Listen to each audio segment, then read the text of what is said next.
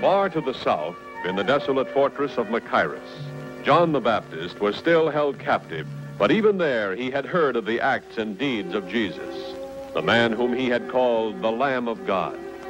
And when two of his followers came secretly to his cell, John begged them to go to Jesus and ask if he was truly the one who was to come. And obedient to John's request, they undertook the long, arduous journey. Northward they traveled, across the hot, bitter, salt shores of the Dead Sea, up the fertile valley of the Jordan, skirting Samaria, coming at last to the Sea of Galilee.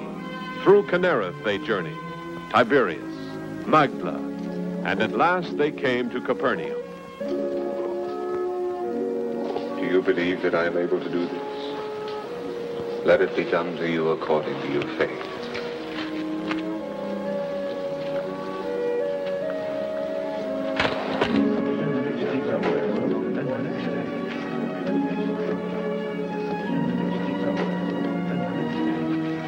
Rabbi, we come from the man, John the Baptist. He is imprisoned at Machaerus. But he has no fear. His spirit is as strong as ever. He sent us to ask a question of you. Ask what you will. He said, seek out the Nazarene, and when you have found him, ask him this. Are you he who was to come, or shall we look for another? Go and tell John what you have seen and heard. The blind receive their sight, the lame walk, lepers are cleansed, and the deaf hear. The dead are raised up, and the poor have good news preached to them. And blessed is he who takes no offense at me. We will tell him, Master. Word for word, as you have told us.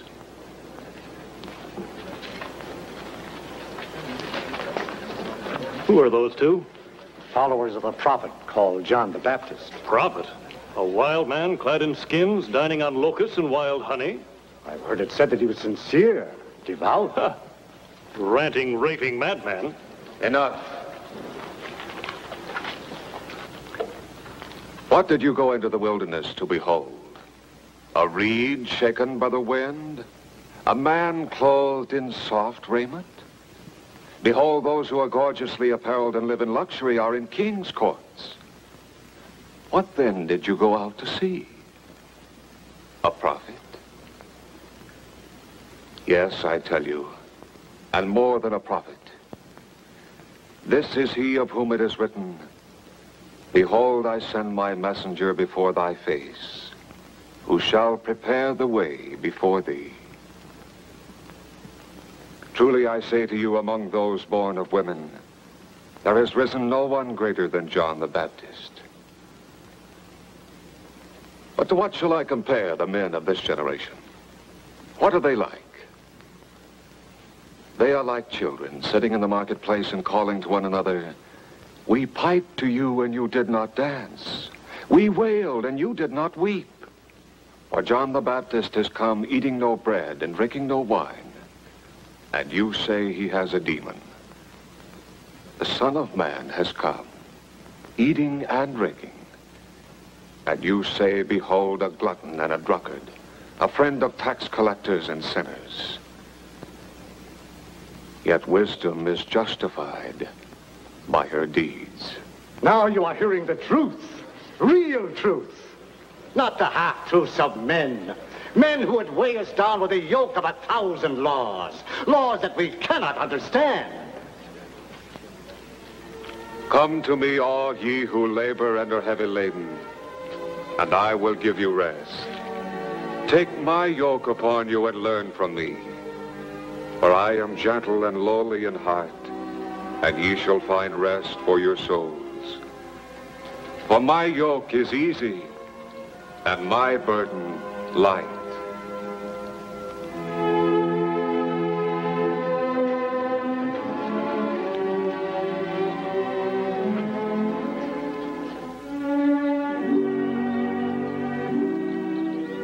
While the Master continued with his mission, his disciples, by two and two, were imparting his teachings to the people of Israel, Thaddeus and James the Less. Bartholomew and Thomas, bringing word of a new concept of God's kingdom, of a kingdom in which the living Spirit of God ruled by love.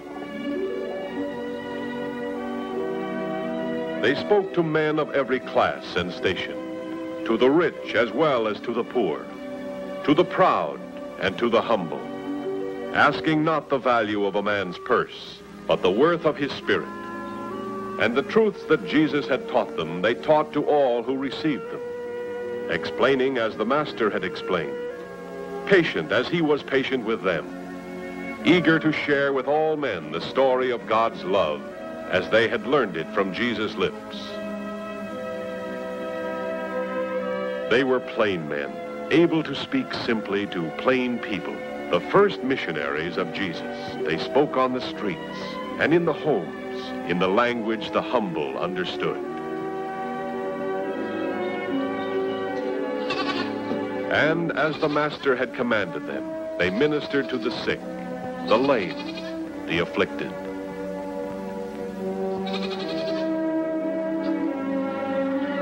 That's the way my father taught me to make a splice.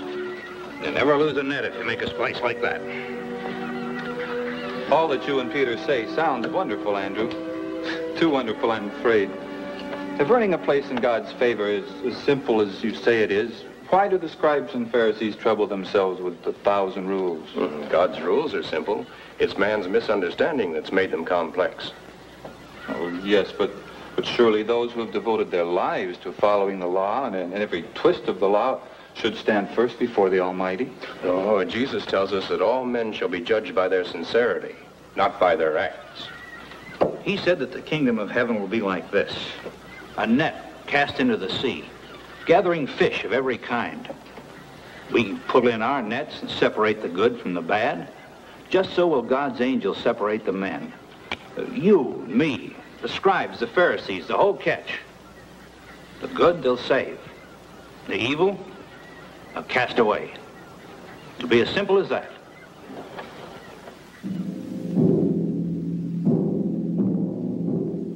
Far to the south, John the Baptist's messengers returned to the grim fortress of Machaerus on the desolate eastern shore of the Dead Sea.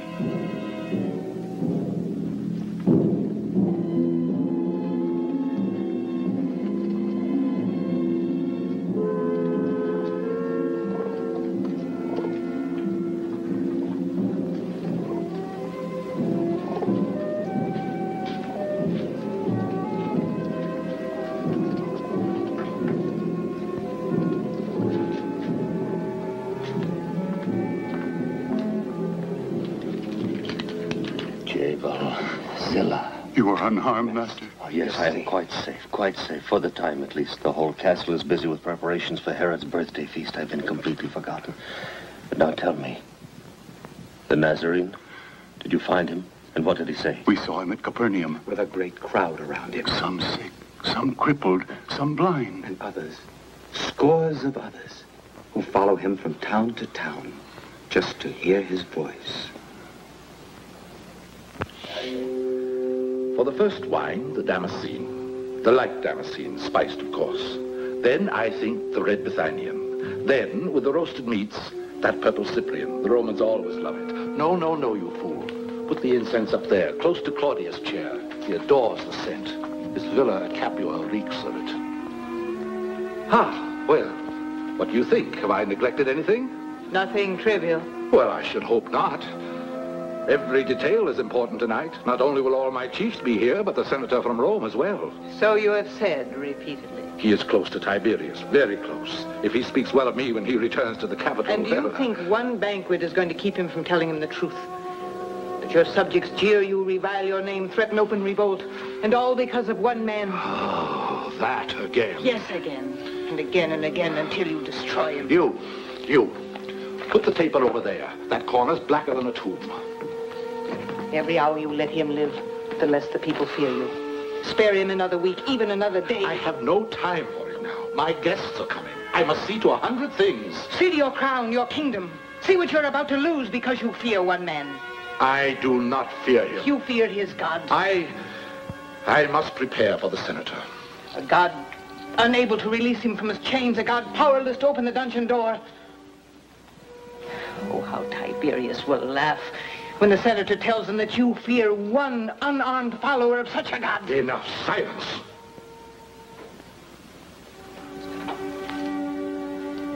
Wait. See that the Princess Salome is prepared to dance for my guest tonight. My daughter dance for your wine-drenched guests? It is my order. I command it.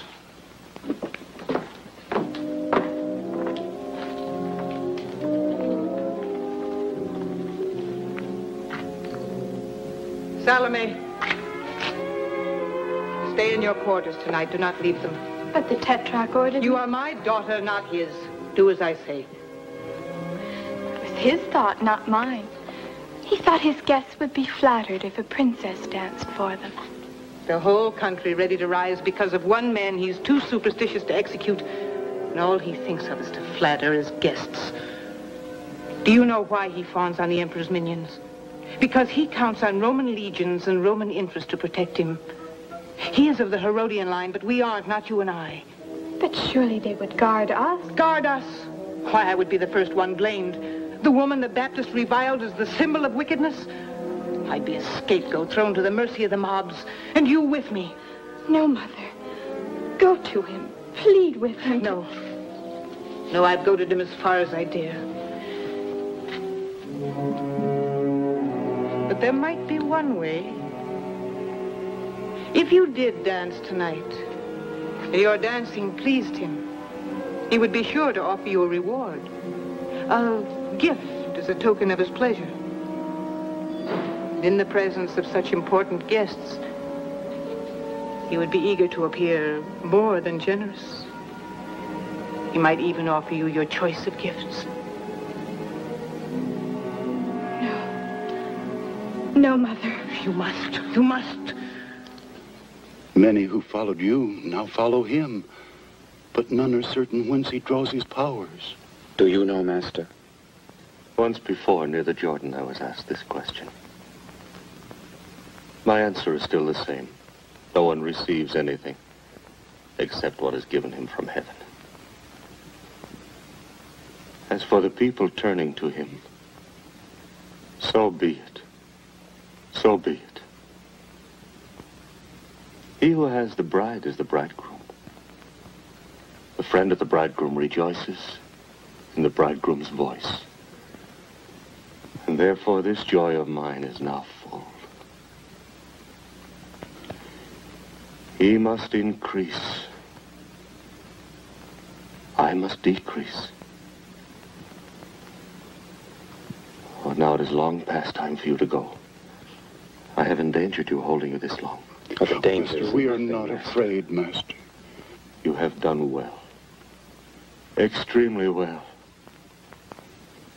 Now I know a greater peace than I have ever known. May the grace of the Lord be with you. And with you, Master. You, Master.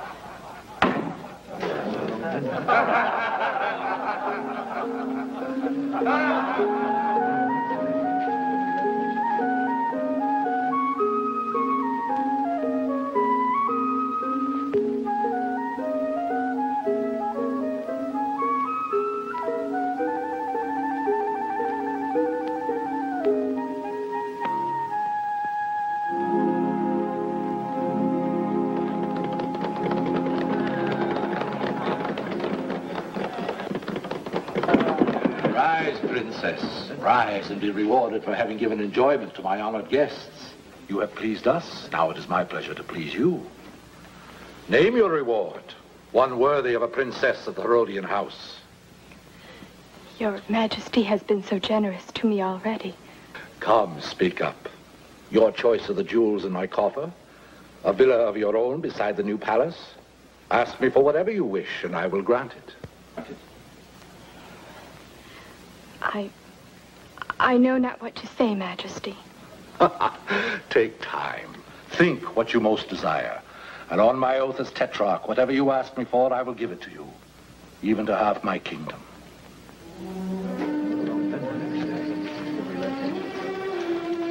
Go back. Demand his gift before he changes his mind. But what shall I ask?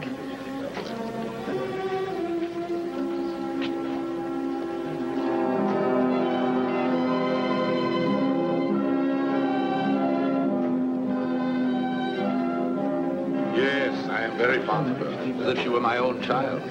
And indeed, we are of the same blood.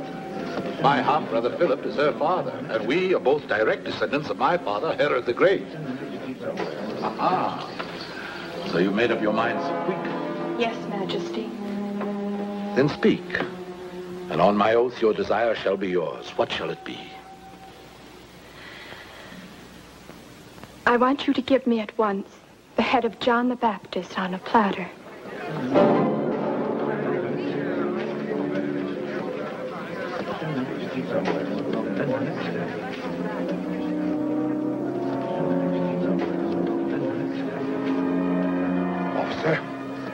Officer of the guard. Put the prisoner John to death by the sword and bring his head to me.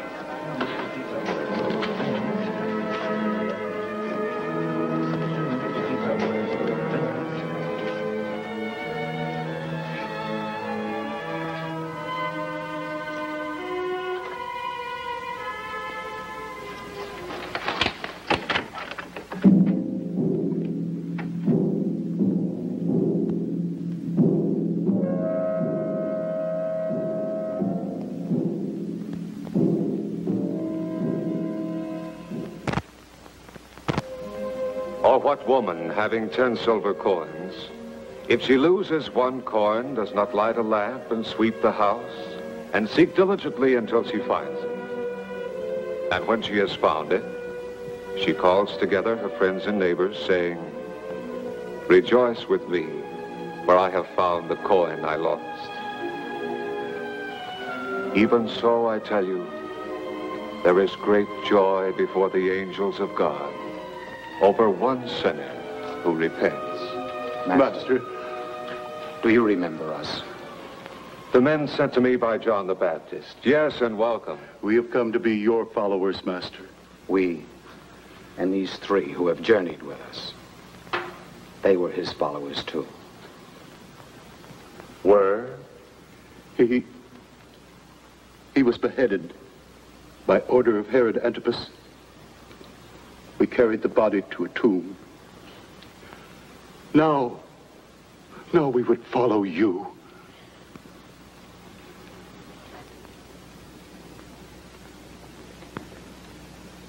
It is as I said. No greater man was ever born of woman.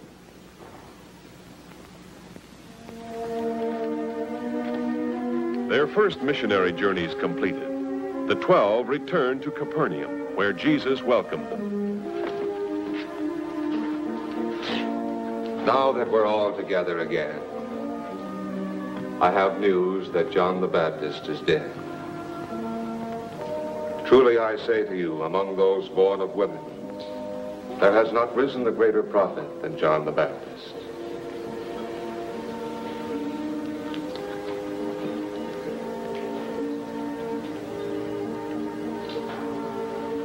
And he said to them, "Come away by yourselves to a lonely place and rest a while." For many were coming and going, and they had no leisure even to eat.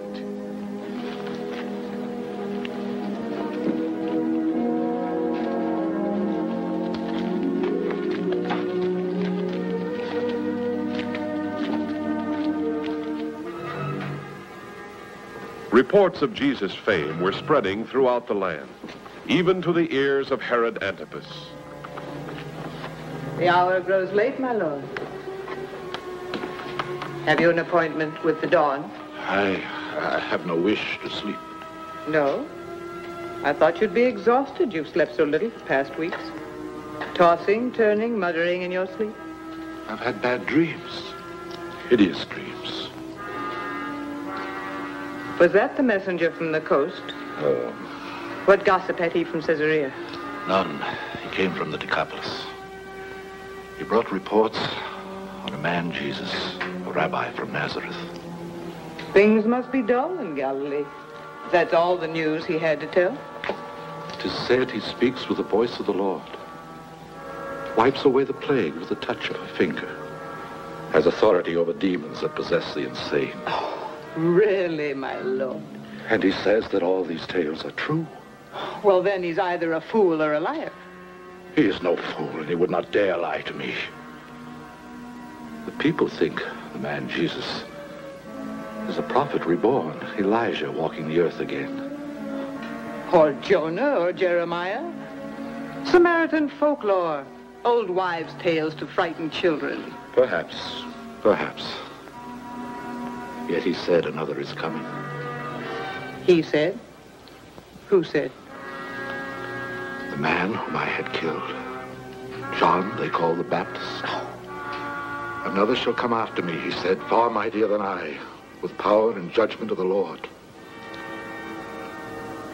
John claimed he was sent by God. But his God could not save him from the executioner's sword.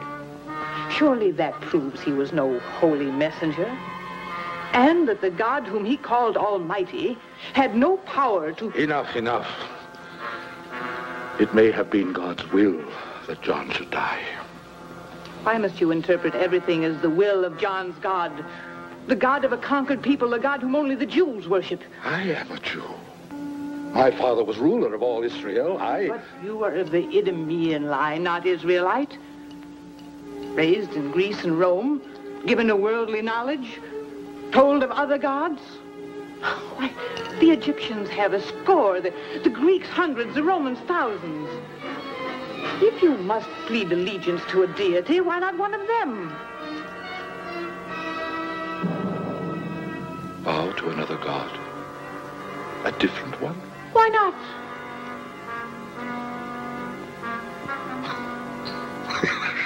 Yes. Why not? I am of royal blood.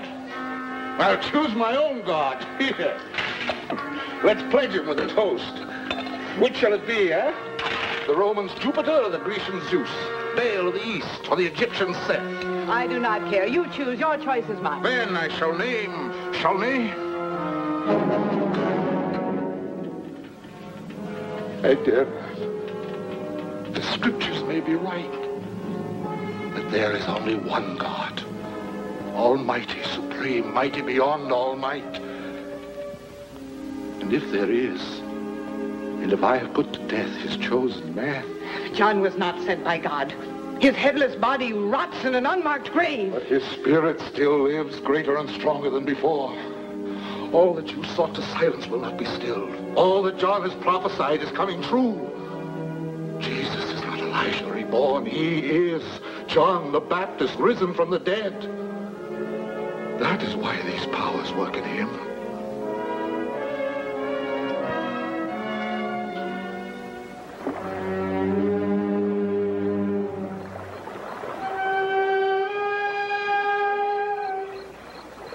During the days that Herod, fearful and haunted, trembled in his fortress, Jesus continued his earthly mission.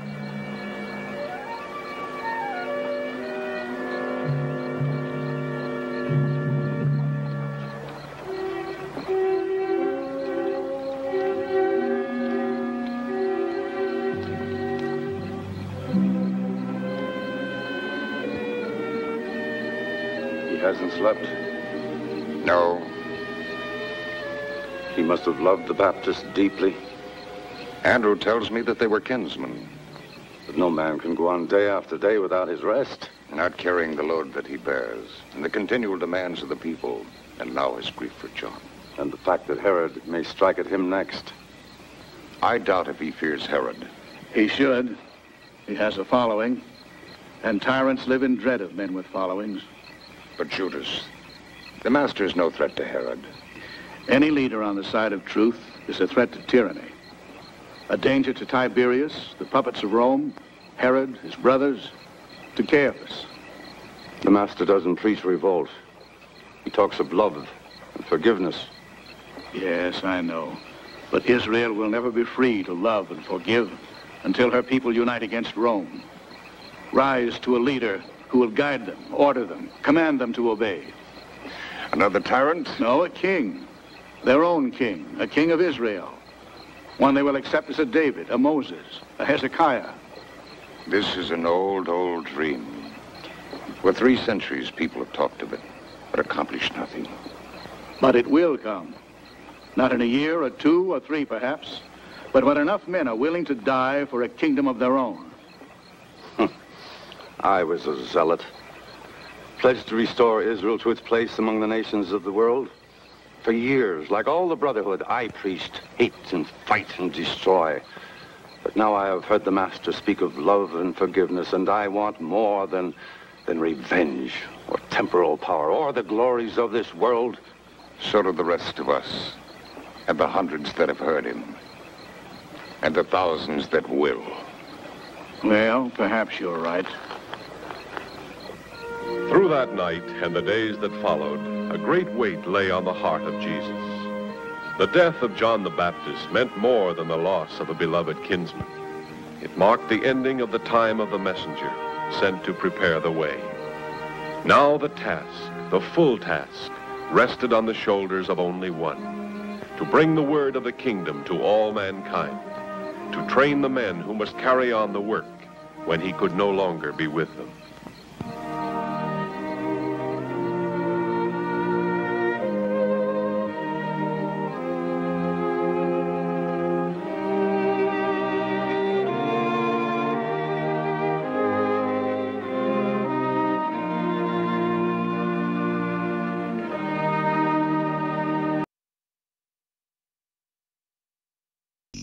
Every day, America Online is making it easier for people to live, work, and play. Hey, Dan, ready for the game? I'm just finishing up here with my new kayaking friends. Kayaking friends on your computer? Yeah, I just got America Online. Sounds great. Listen, I can't go to the game today. What? I've got to send something for my mom's birthday. It's tomorrow. I'll then book plane tickets for our trip next week, and my kids got to go to the library to look up dinosaurs. Hey, we can take care of all that before we go. Yeah, right. Oh, with America Online. America Online can do all that? Yeah. How about sending your mom some nice flowers? All you do is click on Marketplace. We place an order. Call now for America Online, a new way to use your computer to communicate, have fun, and get instant news and information. Flowers are sent. Now let's access the online travel service. How long have you had this? About a week. And it's so easy. All you do is point and click. But how does it work? All you need is a computer and a regular phone line. They send you the software and give you 10 free hours to check it out. Call now for your free America Online Startup Kit and get free software and 10 free online hours. It's everything you need to get online. Plane tickets are ordered. Now, let's look up dinosaurs. What do you think? Compton's Encyclopedia or National Geographic? You get all that with America Online? Yeah, you can read Business Week Online before it hits the newsstand. Update your stock portfolio every 15 minutes with PC Quote. You can even play fantasy football. Call now for 10 free hours of America Online and get instant access to the worlds of sports, finance, computing, and entertainment. Here come the dinosaurs. I saved you a trip to the library. That's great. Yeah, downloading is easy, too. You know, I can even send email on the internet. And, of course, there's my personal favorite, live chat. That's how I met my new kayaking buddies. We'll check that out later, after the game. So how do you get America Online? Oh, well, that's easy, too. You just call their 800 number. I got to check this out. Call 1-800-614-3434 now for your free America Online Startup Kit with free software and 10 free online hours. It's everything you...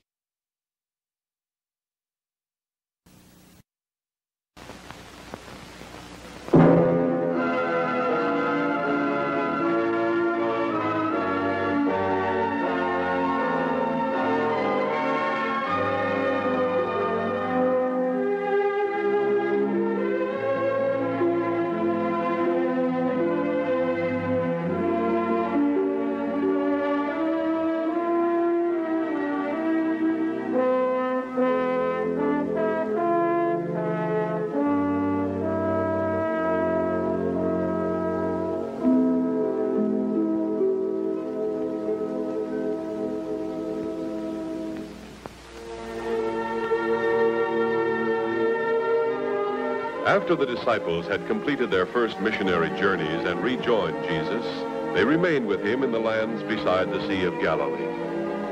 Then the day came when he led them to new territory, toward the seaports of Tyre and Sidon on the coast of the Mediterranean Sea. These areas had been preponderantly Gentile since their invasion and occupation by the legions of Alexander the Great. During 3.5 centuries, their people had become pagan Grecian in religion and culture.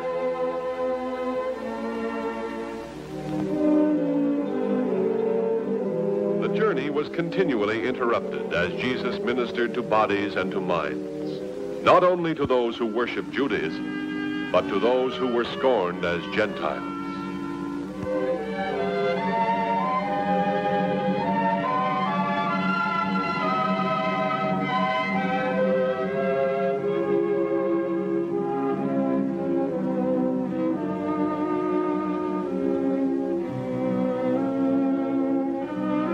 Their travels had led them north and west.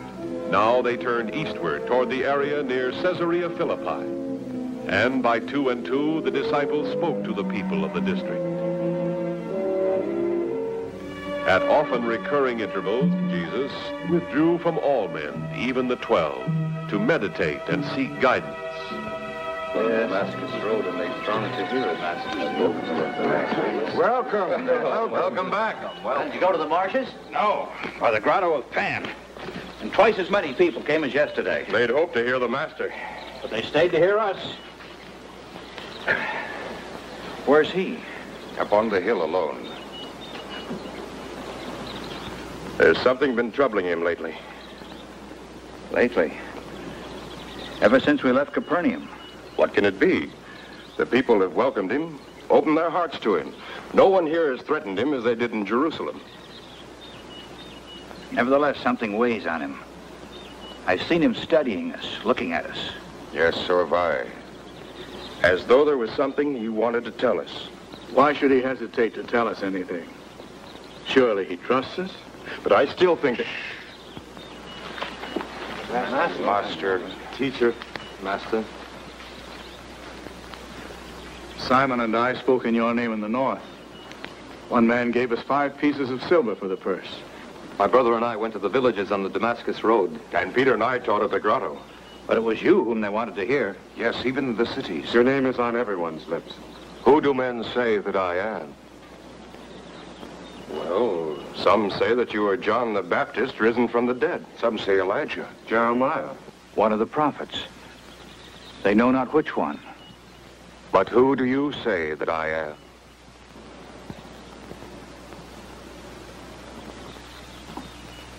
You are the Christ, the Son of the living God. Blessed are you, Simon Bar-Jonah.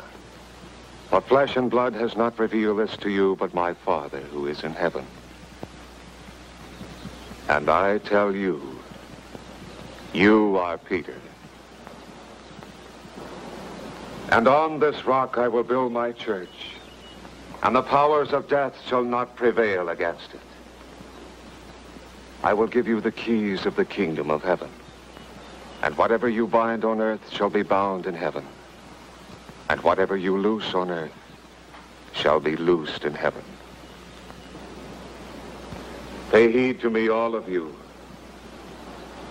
Say nothing of this to any man. The time is not yet come for it to be revealed. But, Master...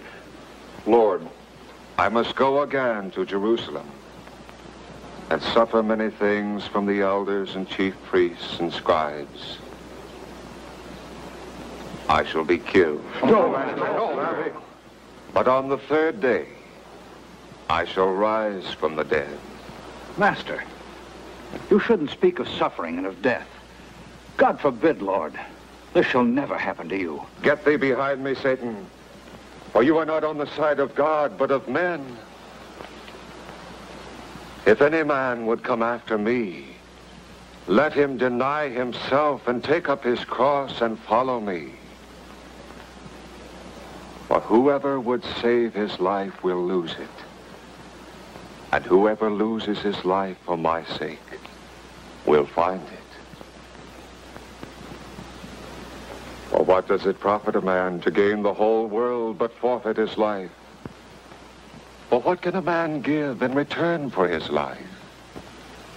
For the Son of Man is to come with his angels in the glory of his Father, and then he will repay every man for what he has done. Truly I say to you, there are some standing here who will not taste death before they see the Son of Man coming in his kingdom.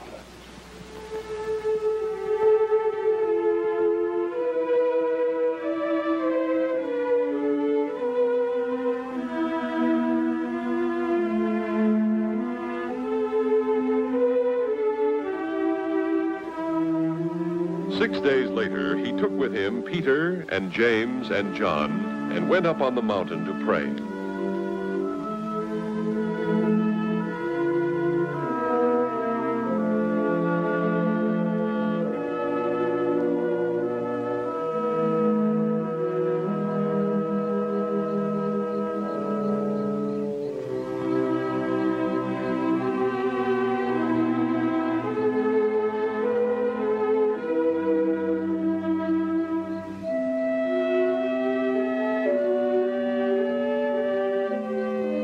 And as he was praying, the appearance of his countenance was altered, and he was transfigured before them.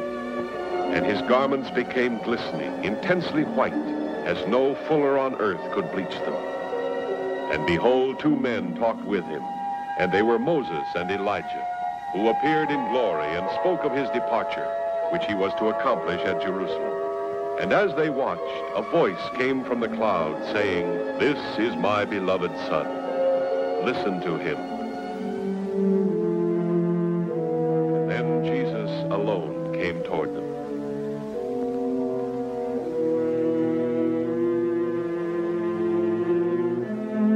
And he charged them to tell no one what they had seen, until the Son of Man should have risen from the dead.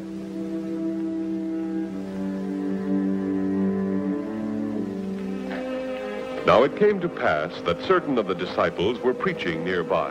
And the Master has said, "Do not labor for things that do not last, for food which perishes and is no more, but work for the food that endures to life eternal." Let me through. Let me through. Honored teachers, aid my son. Is he ill? He is the victim of an evil spirit. And when he is in his power, he falls. His limbs are tormented. And he is flung about on the ground like a mad dog. Cast out the evil spirit. Cast it out, I beg you. Who gave you the authority to heal? You will anger the spirit. Make it destroy him. Here he is. There is their leader. Master, have mercy on my son. He is an epileptic. And he is my only child. He suffers terribly. Often he falls into the fire, into the water. I brought him to your disciples, and they could not heal him. O faithless and perverse generation, how long am I to be with you? How long am I to bear with you?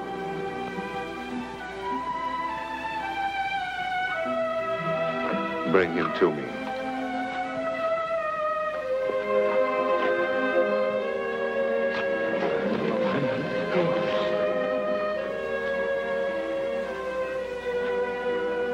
How long has he had this? From childhood. If you can do anything, have pity on us. Help him. All things are possible to him who believes.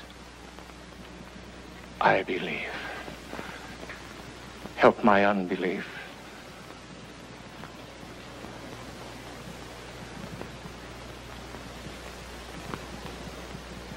Thou dumb and deaf spirit, I command you, come out of him and never enter him again. The boy is dead. The evil spirit has killed him.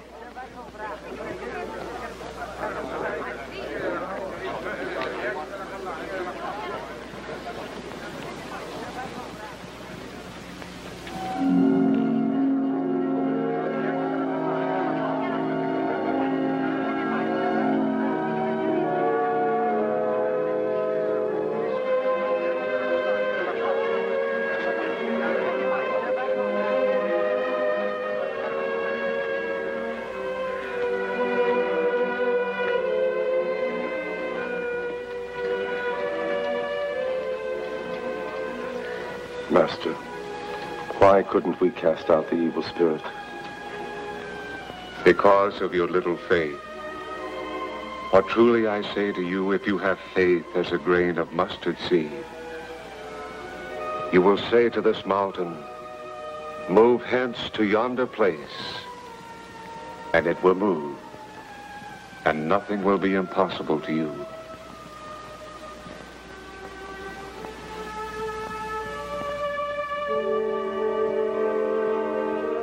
The long journey to the north reached its conclusion. Jesus and the 12 returned to Capernaum on the western shore of the Galilean Sea.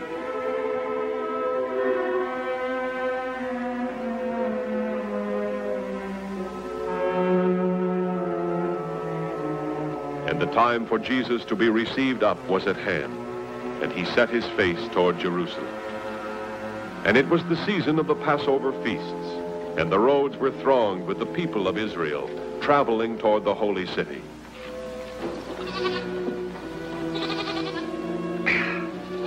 What a relief washing the dust out of my throat. Never have I seen so many foot scuffers on the road. Never have I seen so many people going to the feast. I've been wondering all morning, how many of them are followers of the Master? Well, it's hard to tell. Of course, I recognized a lot from Galilee. And I saw a few from that village in Samaria. Oh, bring that one, will you? It belongs to Judas. Bring Judas's water bag? He should be fetching for us. We followed the Master before he did. I'll take it to him if it bothers you. No, it's not the fetching.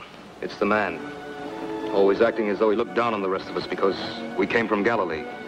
So filled with self-importance because we let him keep the purse. It's only his manner. I'm not so sure, John. Always crowding in at the Master's right side, taking authority on himself.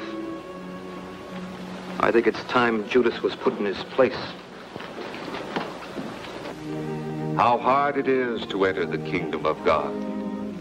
It is easier for a camel to go through the eye of a needle than for a rich man to enter the kingdom. Your pardon, sir. Yes? Isn't that Jesus, the one the people call the prophet? Yes, it is. It is the Nazarene. Truly I say to you, everyone who has left houses, or brothers or sisters, or mother or children, or lands for my name's sake, shall receive 100-fold and inherit eternal life. But many that are first will be last, and the last first. Master, bless our little ones, I beseech you. No, you must not bother the Master. No, Peter. Suffer little children to come unto me, and forbid them not. For of such is the kingdom of God.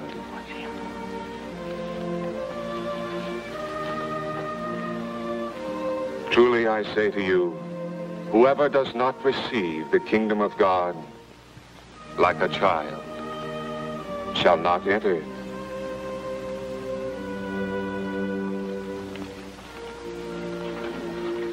As they journeyed on, Jesus led the 12 apart and spoke again of the trials he would undergo in Jerusalem. But they understood none of these things. This saying was hidden from them, and they did not grasp what was said.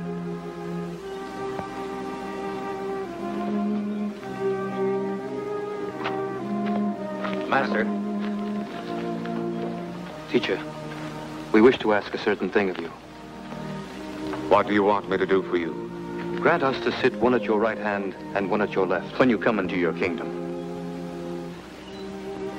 You do not know what you are asking. Yes, we do, Master. We've earned the right.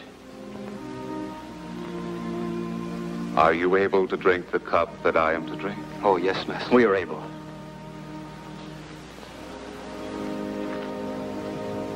You will drink my cup. But to sit at my right hand and at my left is not mine to grant, but it is for those for whom it has been prepared by my Father. By what right did the sons of Zebedee make such a demand? We've been as loyal as they. Yes, Master, we have. Come to me. You know that the rulers of the Gentiles lord it over them, and their great men exercise authority over them. Not so shall it be among you. But whoever would be great among you must be your servant. And whoever would be first among you must be your slave. Even as the Son of Man came not to be served, but to serve, and to give his life as a ransom for many.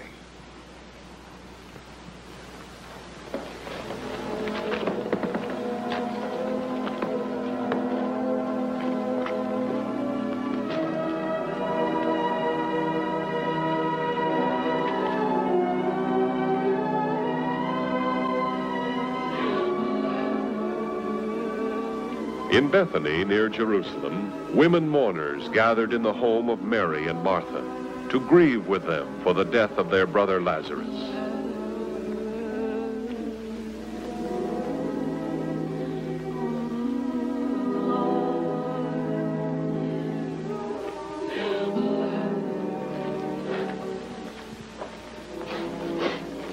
Master. Master. Martha. Lord, if you had been here, my brother would not have died. Your brother will rise again. I know. In the resurrection at the last day. I am the resurrection and the life. He who believes in me, though he die, yet shall he live. And whoever lives and believes in me shall never die. Do you believe this? Yes, Lord. I believe you are the Christ, the Son of God, he who is coming into the world.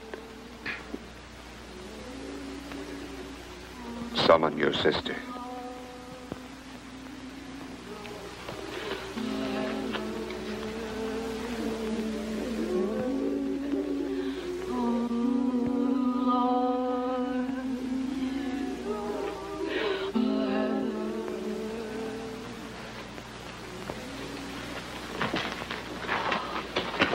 Lord, if you had been here, my brother would not have died.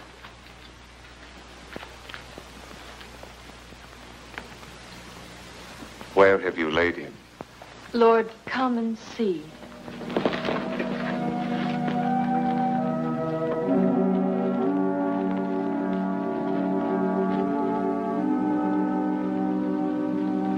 And when they came to the tomb where the body of Lazarus had lain for 4 days, Jesus bade them to remove the stone.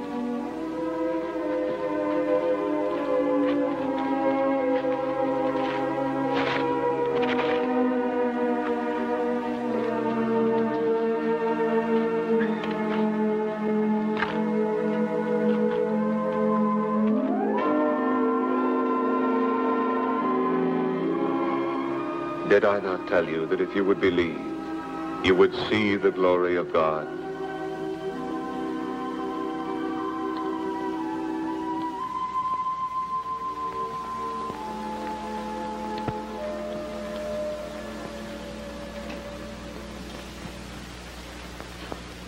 Father, I thank thee that thou hast heard me.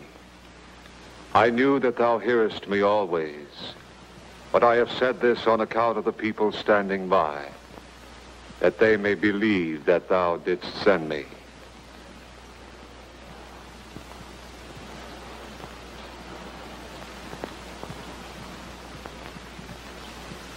Lazarus, come forth.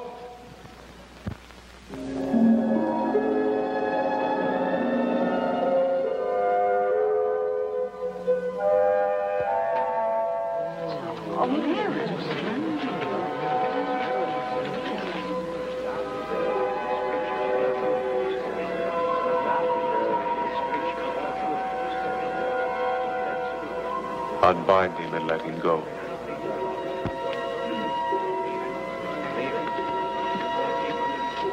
And many who beheld believed in him, humbly and with awe.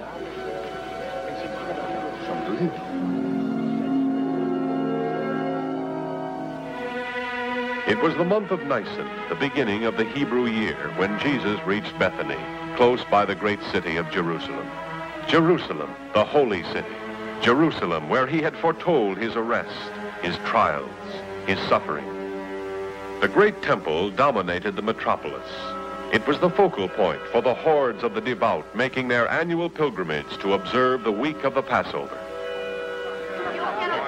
From east, west, north, and south they came, by tens, hundreds, thousands, overflowing the city, camping outside the walls. Roman troops had been brought in from outlying posts to augment the garrison stationed at the fortress of Antonio, a grim precaution against the possibility of revolt. As was customary, Pontius Pilate, the procurator of Judea, had come to the city from his governor's mansion at Caesarea. More and more and more. Greater numbers than last year. Why don't they chant their prayers, burn their offerings in their home villages? Why must they clutter the roads, waste days on end? We ought to have more men patrolling the streets. Well, assign more if Your Excellency thinks it's advisable to weaken the reserve. Half a cohort. Pax Romana. Excellency? Coddle the conquered. Collect taxes, keep the peace, with half a cohort where a division would be too few. I'll be glad when this week is over. There was tension in the talk of the multitude, not of insurrection, but because of a story told, retold, whispers of a miracle that had taken place a short distance beyond the Kidron Valley. And when they had rolled aside the great stone covering the door, the Nazarene prayed to the Lord God and commanded the dead one, Lazarus, to come from the tomb. The body sat up, and when they removed the winding claws, he was alive, living, just like you or I. Truly, this Jesus of Nazareth is a prophet, a messenger sent by God. I have heard of the wonders he has done in Galilee, but I always thought that he has done here, before witnesses. He has command over death itself. If it's true, not that I doubt your word, Father, but if it is, why hasn't Jesus been brought to the temple and honored by the high priest? What does Caiaphas think of him? He's a sorcerer, a charlatan. This is a trick. This is an illusion to awe the gullible. But there were so many witnesses, my Lord Caiaphas. The mourners, the sisters. They all saw the dead man rise in the tomb, saw him unbound. They know that he lives. Then he never died, obviously. He pretended to be dead, laid in the tomb, in order to help a false Messiah perform a false miracle.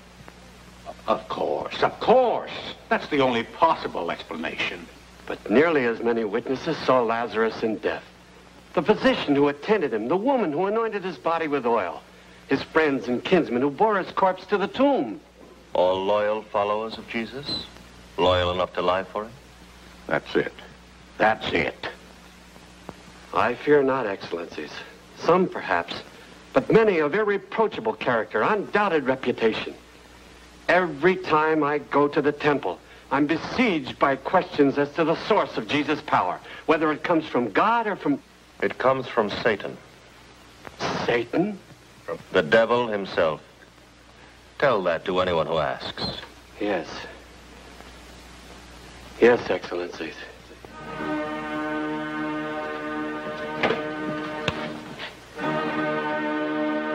A magician. A messenger from Beelzebub. When this story is spread among the people, and they believe... They won't. Oh, but they must. Coming from you, the high priest.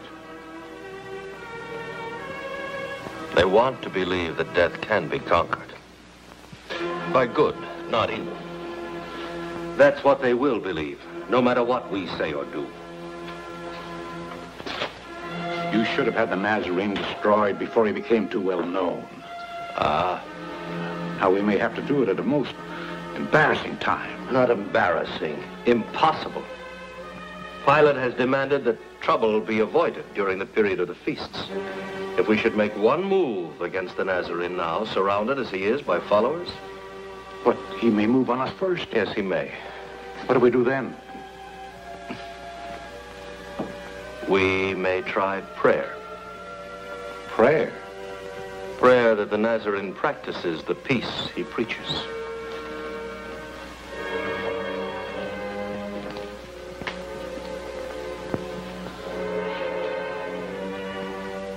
I wonder what power he did use to raise that man. Jesus sent 2 of his disciples to a village opposite the Mount of Olives, saying to them, "As you enter it, you will find a donkey's colt tied. Untie it and bring it." And they brought the colt to Jesus and spread their robes on it, and he sat upon it.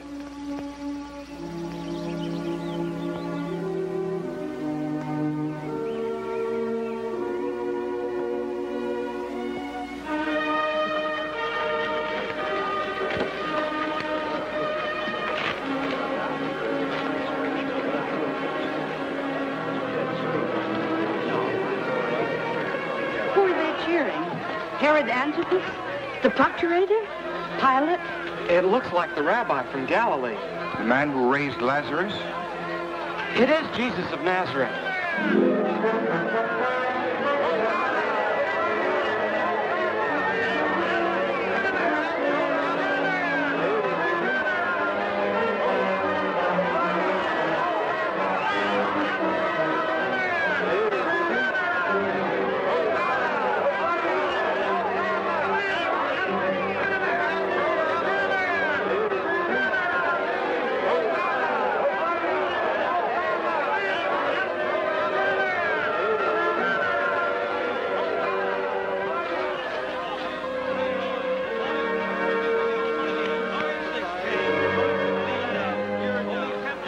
Excellency. My Lord Kent. Well, what is it? What are they shouting? Is it a riot? The people are greeting the Nazarene. They're hailing him as king. As king? As king of the Jews. Fetch the temple guard and hurry. Come.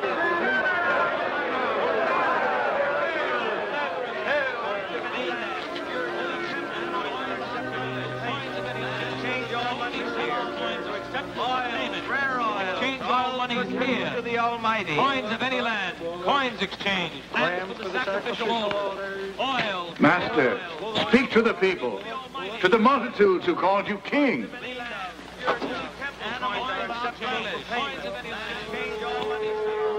Come. Let us return to Bethany. Coins exchanged. Lambs for the sacrificial oil. Rare oil. Oil for tribute to the Almighty. Coins exchanged. Coins of any land. Holy temple coins are accepted. Coins of any land. Exchange all money here. Coins are acceptable. Oil. Rare oil. Exchange all money here. To the Almighty. Coins of any land. Coins exchanged. Lambs for the sacrificial oil.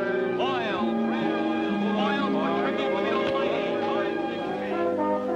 But his heart wept within him, for those about him knew not the ways of peace. And he foresaw the day when not one stone of the great temple would be left upon another.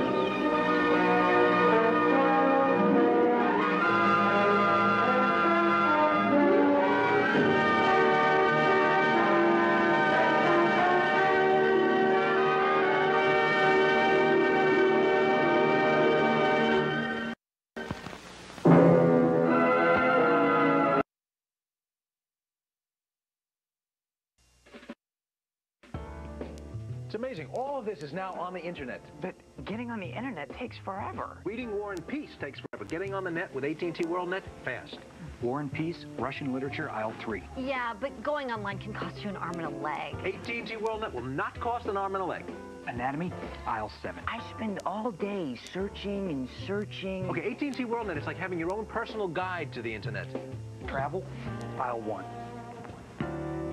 Finally, your internet is ready. With AT&T WorldNet, you can email friends or chat and make some new ones. Surf the web.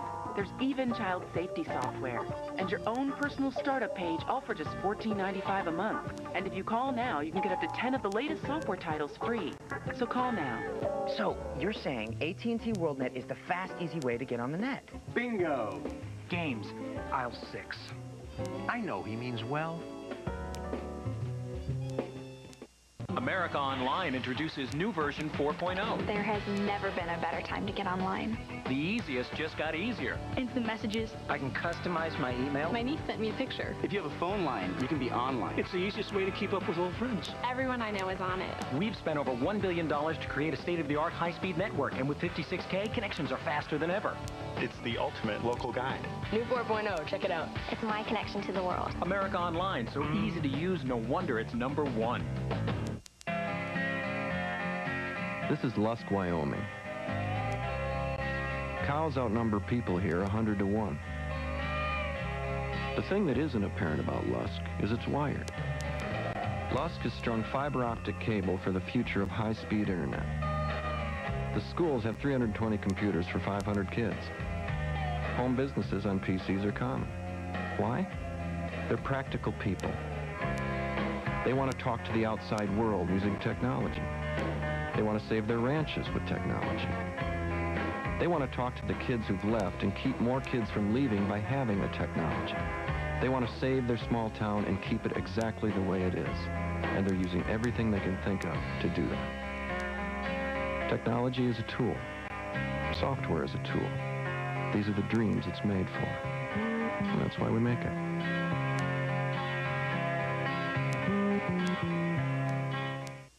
For years, the photo center at Walgreens has been known for quality photo processing. Now, with the Kodak Picture Maker, you can create do-it-yourself prints in a number of different sizes in less than 5 minutes. You can even get a set of prints on floppy disk or the internet, so you can send your photos online. Create photo greeting cards today, and they're ready the next day. Walgreens Photo Center, where America takes its pictures.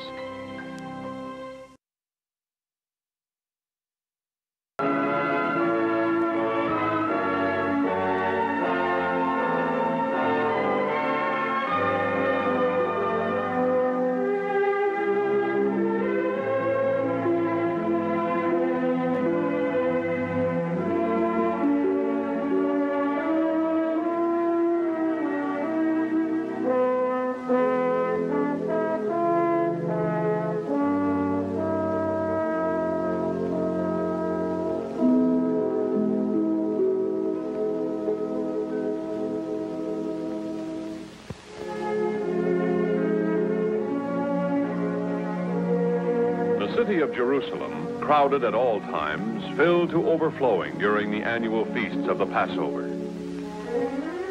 Travelers from all the lands of Israel thronged to the great temple.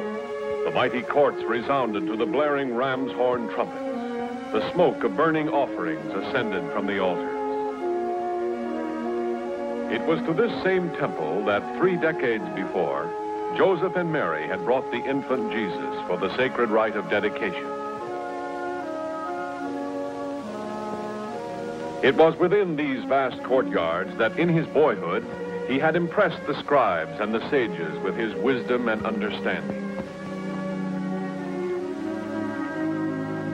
Here he had returned in the early days of his earthly mission as an unheralded teacher, unknown except in his homeland of distant Galilee.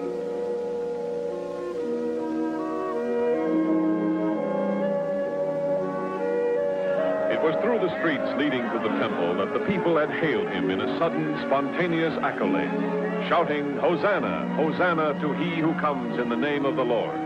Hail to Jesus of Nazareth, the King of the Jews."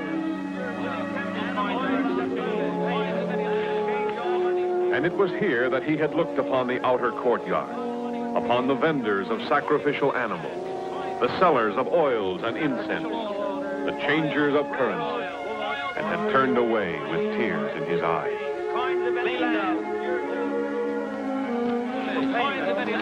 On the following day, Jesus and the 12 came from Bethany and entered the temple.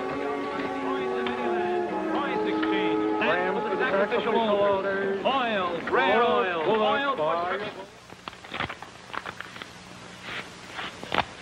Have them copy this, Shufka, with the changes I authorized. Yes, Excellency. Excellency, my Lord Caiaphas, the Nazarene has returned. How many are with him? Only his closest disciples, 11 or 12. Where is he now? In the inner temple, praying.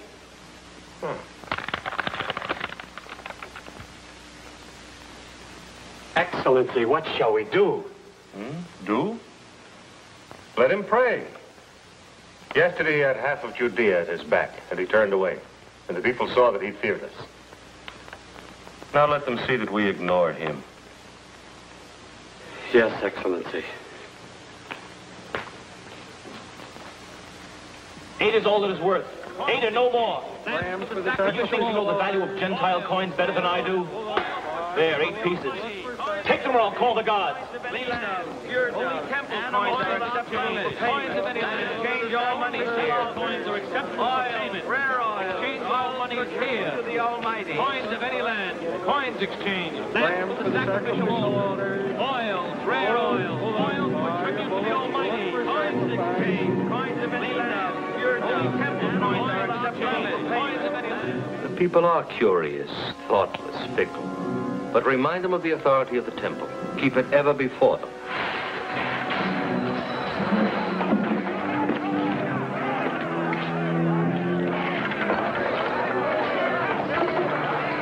The Nazarene. You shall not make my father's house into a marketplace. Is it not written, my house shall be called a house of prayer for all the nations? But you have made it a den of robbers.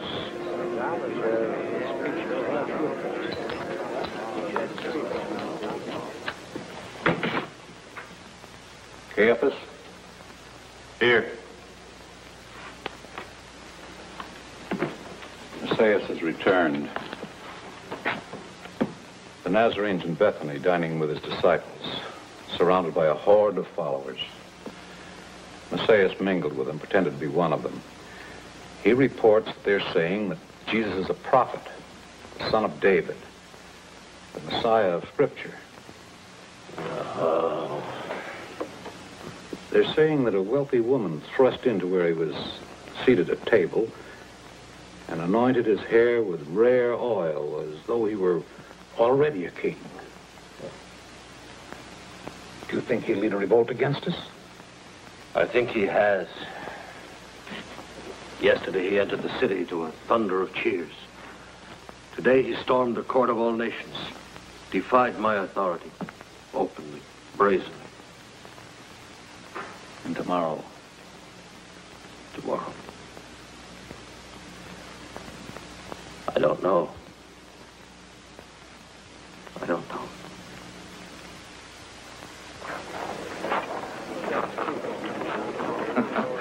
Well, they've changed things around since I was last here. Changed? Used to look like a stockyard. Bullocks and goats, sheep and pigeons for sacrifices. Money changers' tables over there. They were there until 3 days ago. New young teacher, a man from the north, drove them out single-handed. One man? One man. To be exact, that man, Jesus Bar Joseph from Nazareth in Galilee. You know he's a man of courage. Well, I wouldn't call a money changers a valiant sort of enemy. Oh, I don't mean just for baiting them, but for having the nerve to come back here. He must realize that the high priest can stand no such opposition.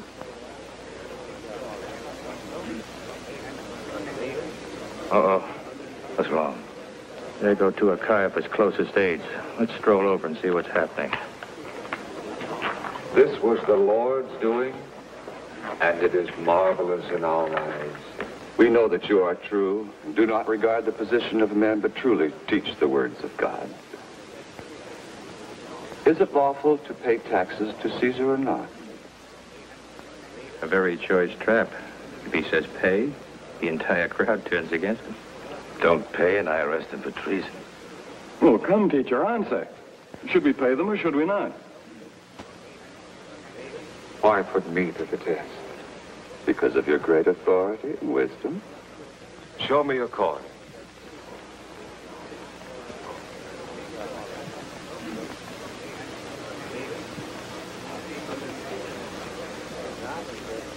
Whose likeness and inscription is on it? Why, Caesar's. Render unto Caesar the things that are Caesar's, and unto God the things that are God's.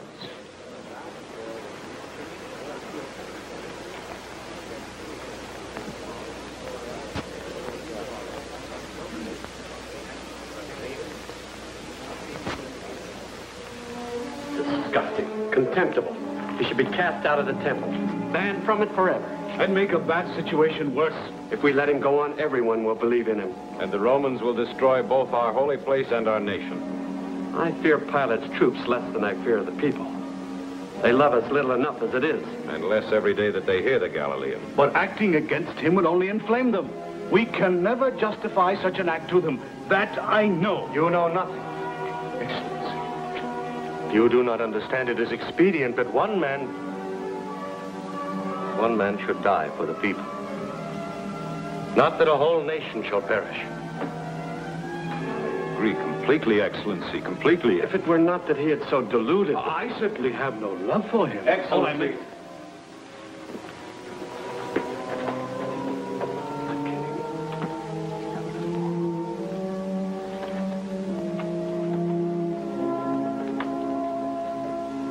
How is he called?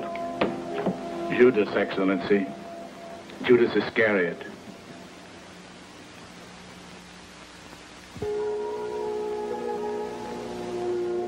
And the upper room of an inn had been prepared for the feast of the unleavened bread.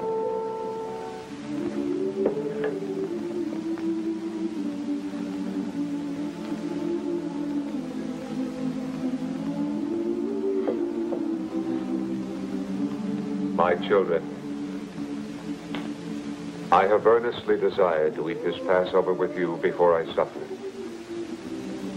For I tell you, I shall never eat it again until it is fulfilled in the kingdom of God.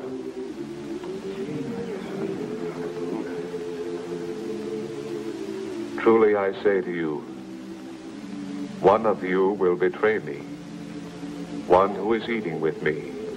Is it I, Master? Surely none of us betray you, Master. Who could it be, Master? Oh, no, Rabbi, it couldn't be. No, Master, no. It is one of the 12 who is dipping bread with me. For the Son of Man goes as it is written of him. But woe to that man by whom the Son of Man is betrayed. It would be better for that man if he had not been born.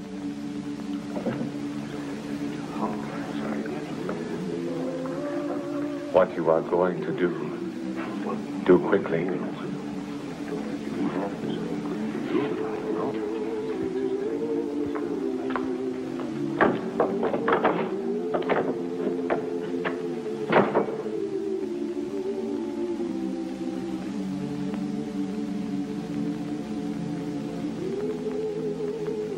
Blessed art thou, O Lord our God, King of the world, who dost bring forth bread from the earth.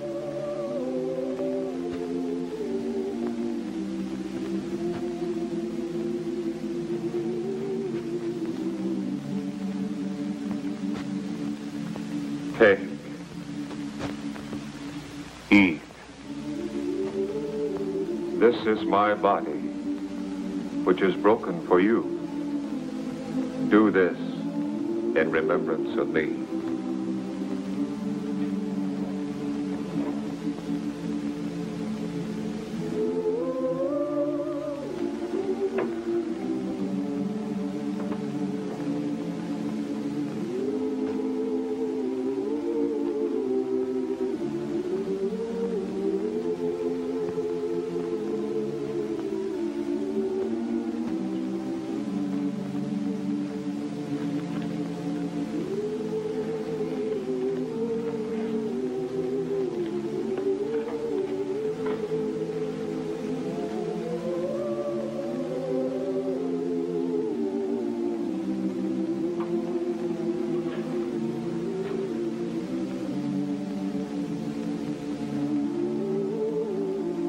Blessed art thou, O Lord our God, King of the world, who has created the fruit of the vine.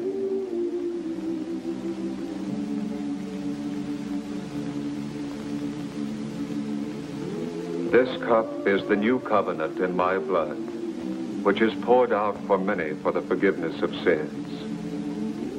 Do this as often as you drink it, in remembrance of me.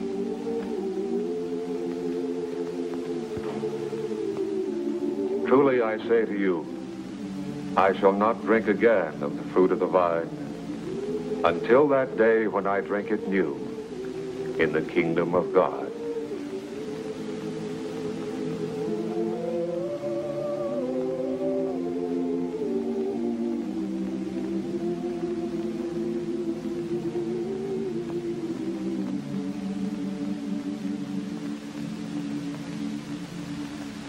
Little children, yet a little while I am with you. You will seek me. So now I say to you, where I am going, you cannot come. A new commandment I give to you, that you love one another, even as I have loved you, that you also love one another. Lord, why cannot I follow you now? I will lay down my life for you. Will you lay down your life for me? Yes, Master. Yes. Even if they all fall away, I will not. Truly I say to you, this very night before the cock crows twice, you will deny me 3 times. No, Master, no. If I must die with you, I won't deny you. We will not fail you, teacher. You know that I love you. Depend on me, Master. None of us could betray you. No, no. And he went out, as was his custom, to a garden named Gethsemane. Wait here while I pray. Come with me.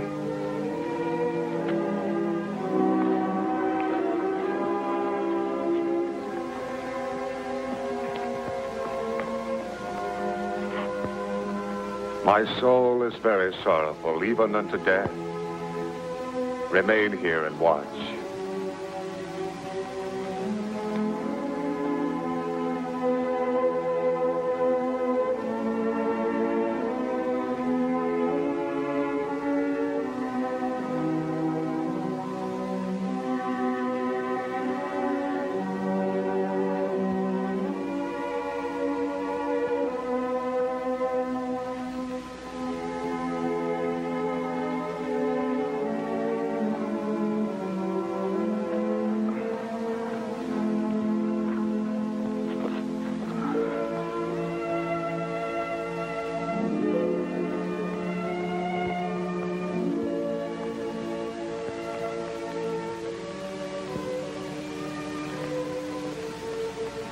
Father, all things are possible to thee.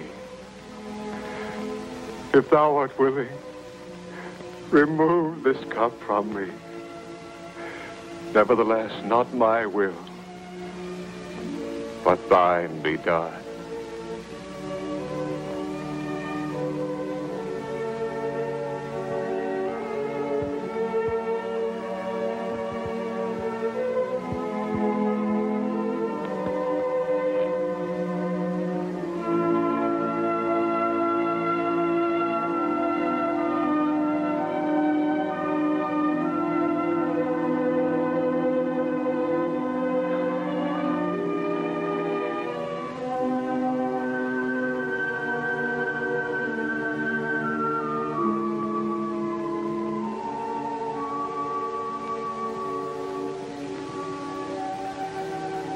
Simon, are you asleep? Master. Could you not watch with me 1 hour? Watch and pray that ye enter not into temptation. The spirit indeed is willing, but the flesh is weak.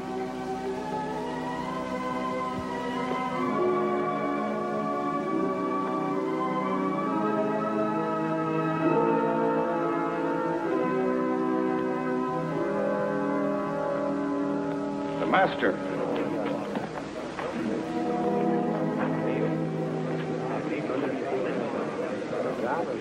Behold, the hour has come.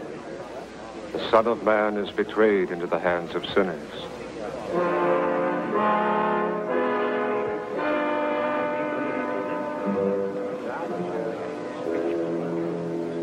Master,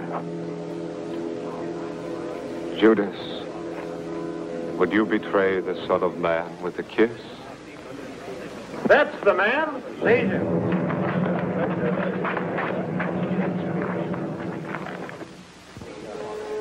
It was not to the temple that Jesus was taken, but to the home of Annas, where a small portion of the Sanhedrin prepared to hear him and judge him.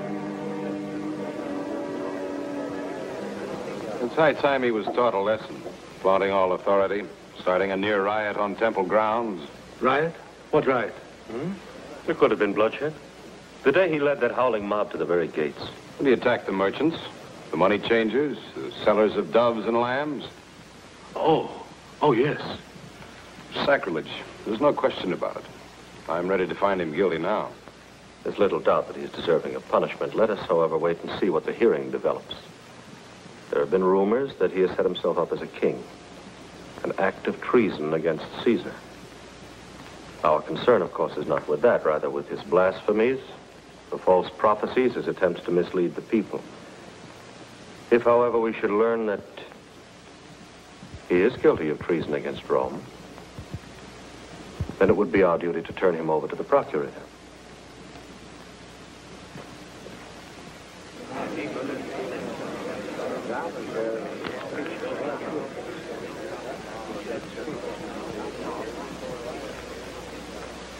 Stand there. Now, what have you to say of this man? Most noble Excellency, I was in the court of the Gentiles, and with my own ears I heard him say he could tear down the whole temple, all of it, in 3 days' time. That is not quite right, Your Excellencies. What he did say was that if the temple were destroyed, he could build another like it in 3 days, with his bare hands. No, he said he could tear it down, not rebuild it. I was as close to him as you were. I heard what he said. Enough. You may go. You waste time. These fools don't even have sense enough to agree. The Tsar and I told them. Jesus of Nazareth, step forward.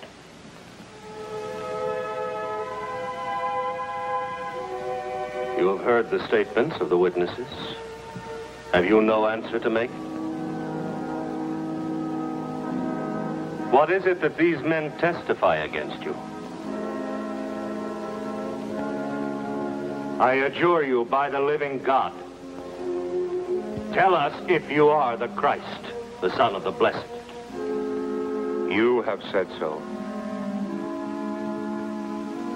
But I tell you, hereafter you will see the Son of Man seated at the right hand of power, and coming with the clouds of heaven. Blasphemy! Why do we still need witnesses? You've heard his blasphemy. What is your decision? Guilty. Guilty on all charges. He has blasphemed. Guilty? Guilty. Guilty. Guilty. Guilty. Guilty. As the day dawned, Jesus was taken to the palace where the procurator was staying.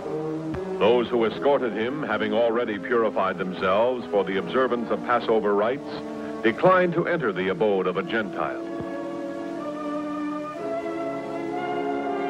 Pilate, awakened before his accustomed hour, was in a surly mood.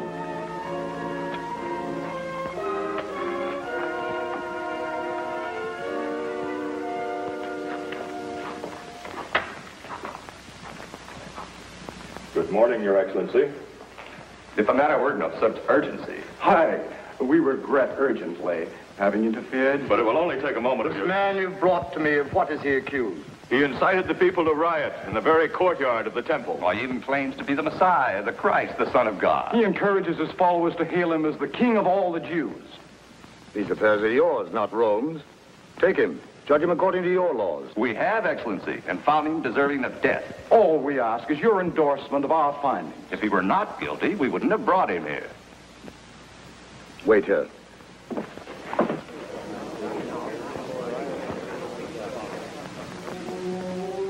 And Pilate questioned Jesus, seeking to find if there was truth to the charge that he had plotted to proclaim himself a king. Are you a king, then? You say I am a king. To this end was I born, and for this cause I came into the world, that I should bear witness for the truth. Everyone that is of the truth hears my voice. Truth. What is truth?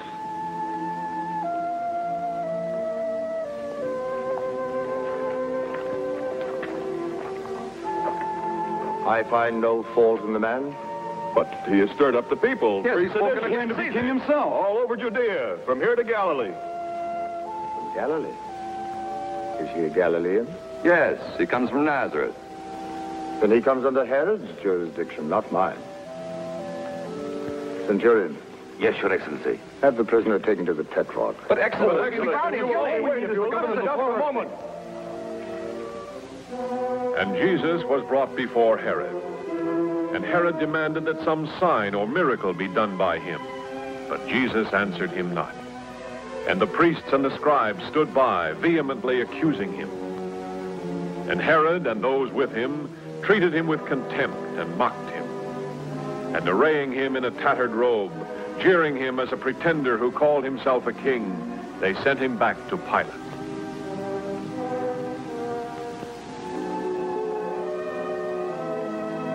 So Jesus was once more brought before the procurator.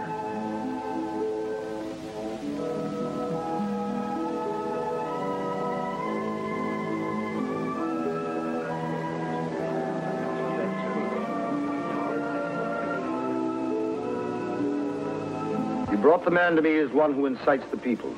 I questioned him. I found no fault in him. No guilt in the things of which he was accused. No, nor did Herod. The prisoner's done nothing to merit death.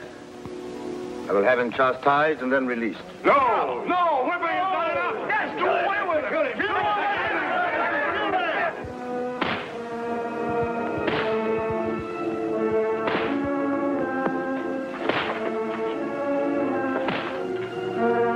As he was flogged, brambles were taken and woven together.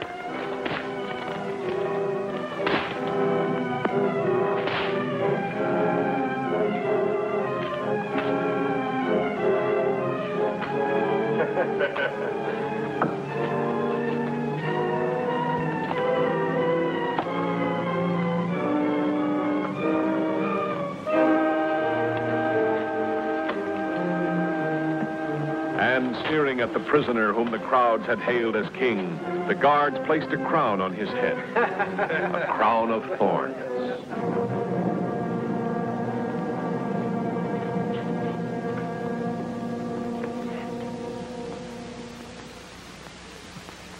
You have heard how many things they have witnessed against you. They say you call yourself the Son of God. Who are you? From where do you come? Why don't you answer? Don't you realize I have the power to release you or crucify you?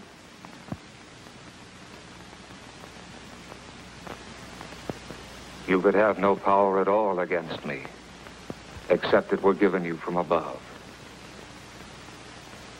Therefore, he that delivered me to you has the greater sin.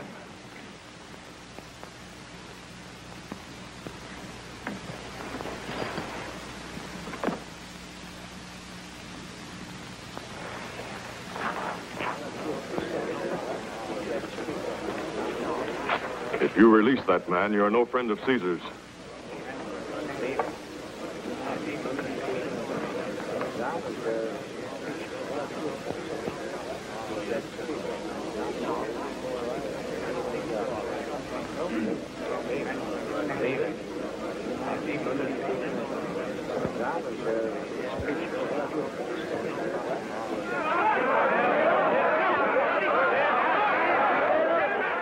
I bring him before you so you may know I find no fault in him. Behold, he is the man.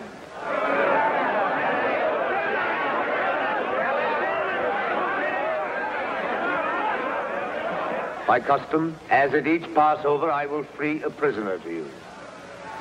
Will you have me release for you the King of the Jews?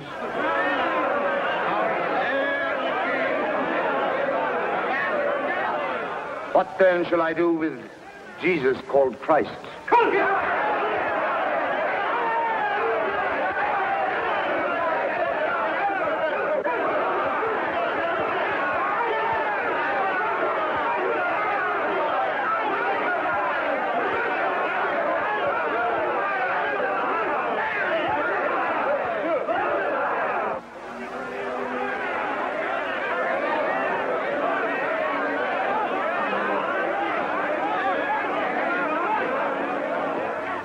I am innocent of this man's blood.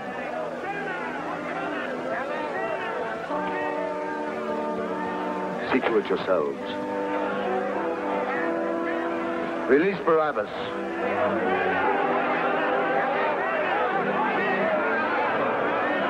And upon insistence that he be crucified, Pilate delivered him to their will.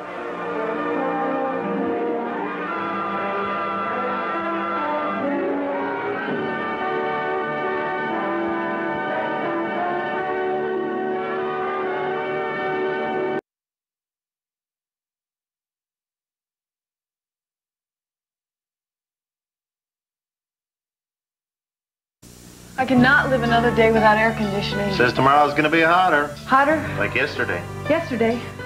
Yesterday you said you'd call Sears. I'll call today. You call now. I'll call now.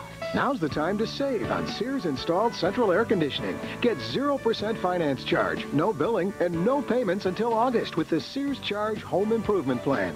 Call now for a free in-home estimate on a Kenmore air conditioning system. State-of-the-art engineering means greater energy efficiency. A new Kenmore could save 10 to 44% on your annual cooling costs. In time, even pay for itself. Sears also offers fast emergency installation, a 5-year warranty on parts and labor, plus our satisfaction guarantee. And you know Sears will be there to back it up. Get 0% finance charge, no billing, no payments until August. Offer ends May 31st, so call now and save with Sears. So what's the paper say about tomorrow? Another scorcher. Cool.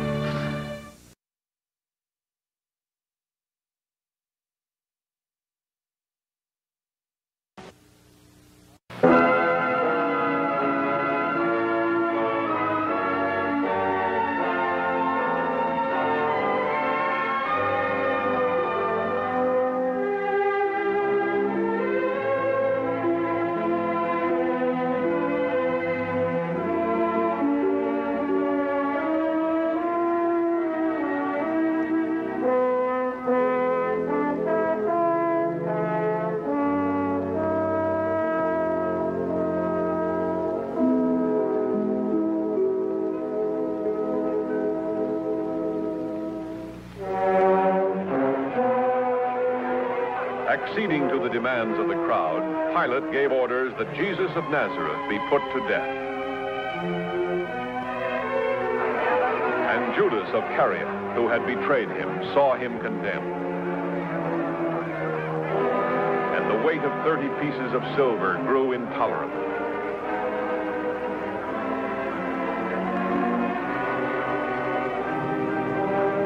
And a man tormented, he went to the temple for the last time.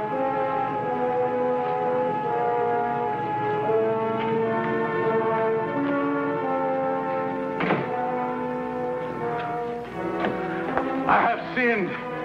I have sinned in betraying innocent blood. What is that to us? See to it yourself.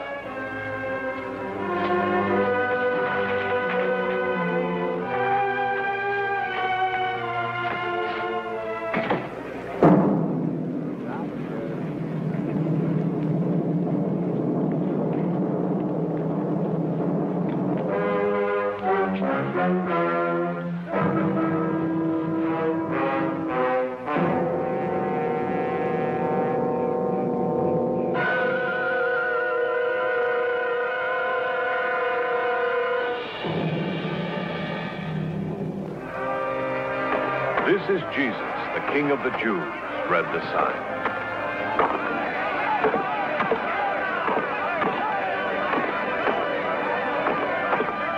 And it was on Golgotha, at the 3rd hour of the day, they crucified him.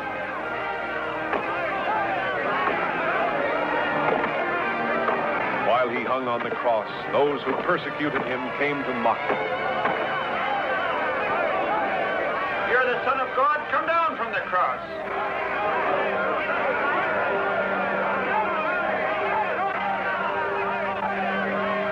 Father, forgive them, for they know not what they do.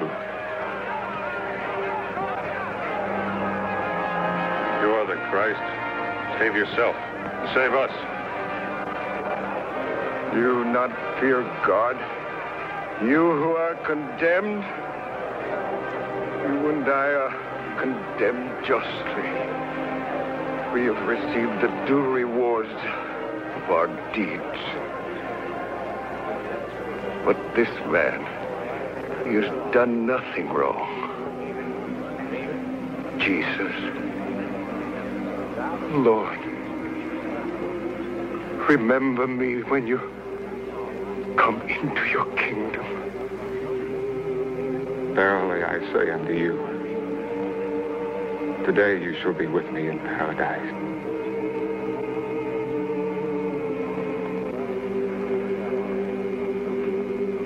As the hours wore on, the skies began to darken.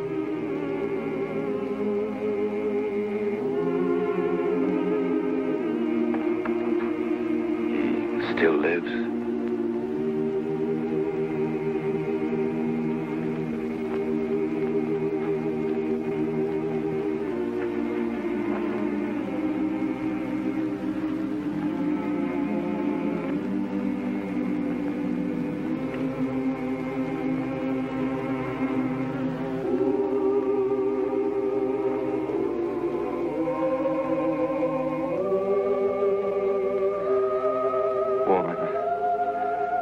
Behold, thy son. Behold thy mother.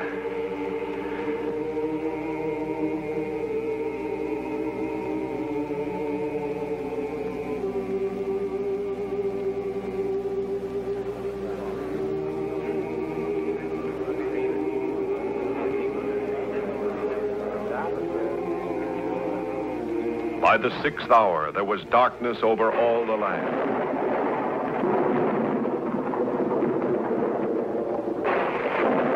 The 7th hour passed, and the 8th.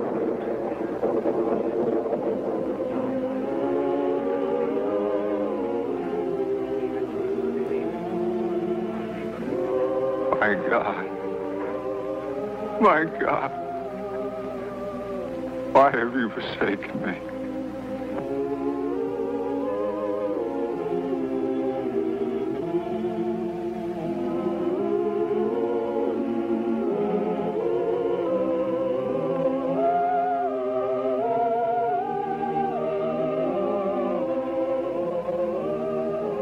I thirst.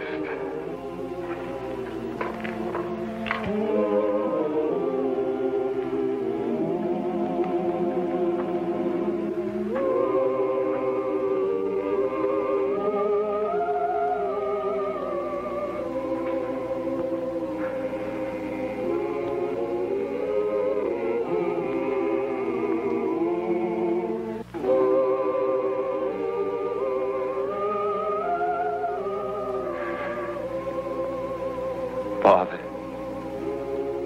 into thy hands I commend my spirit. It is finished.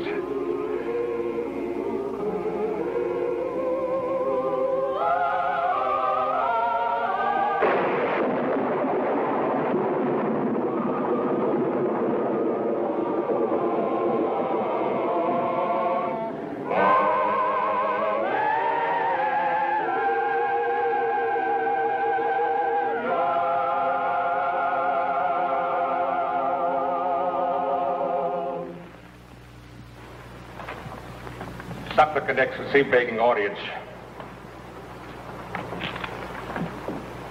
The man Joseph, an honorable counselor of Arimathea. Well, speak up. What is it you wish? The body of the man Jesus, that I might give it decent burial. Is he dead already? Yes, Excellency. Are you related to him? No, Excellency. One of his followers who cried him king? No, Excellency. But you are a counselor and a Jew. Yes. Then what interest have you in the man? Your high priest found him guilty of sacrilege and blasphemy. Your people demanded his death. Not all the people, only a few. Not our chosen leaders, but those Rome appointed. You speak with great daring. I speak what I believe, Excellency. The Nazarene was a kind and gentle man. a learned teacher, a man of truth. Such men I honor as best I can. I have a tomb, my own, new and unused. If Your Excellency would permit, I... Let him have the body.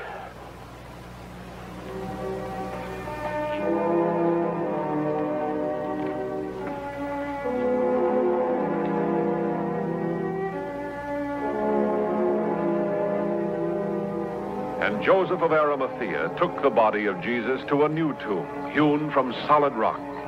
And two women watched, Mary, who was the mother of Jesus, and Mary, who came from Magdala.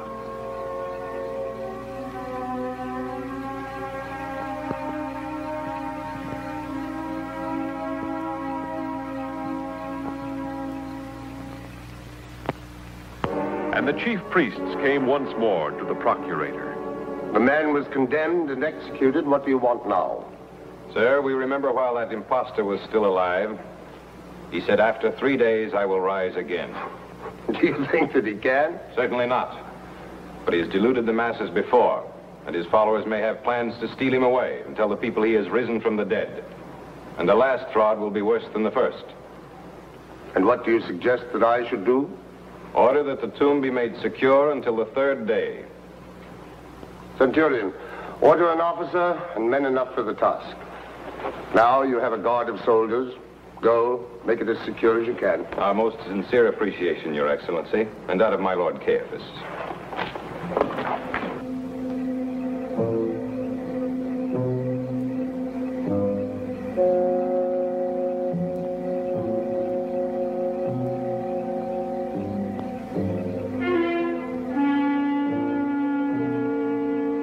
Was made secure to the satisfaction of those who had demanded it. And a guard was placed by it to watch over it.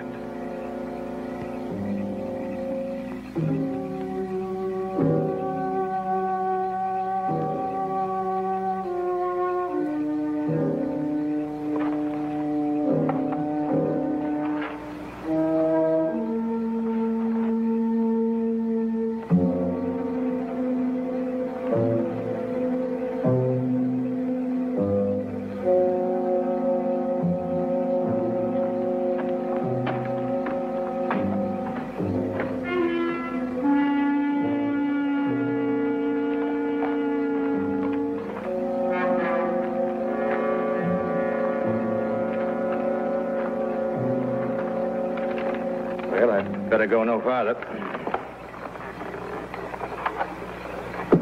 You mean you stay here with your men? Orders? I thought you knew. No.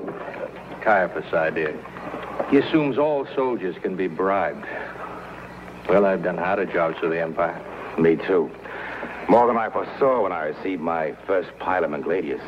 That's a long time back for both of us. Long time. A lot of marches, good many scars. You know something? Life on a farm of one's own might not be so unbearable.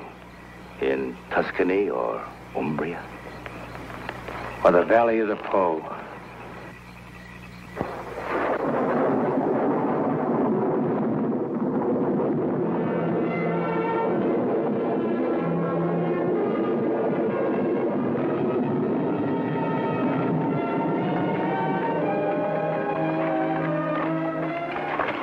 The light.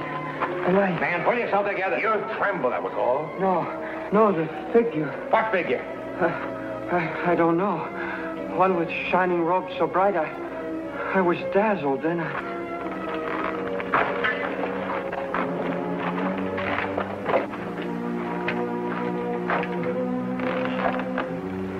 Pilate will never believe this. You'll have to. But all your men tell the same story. Get them ready. I'll go with you.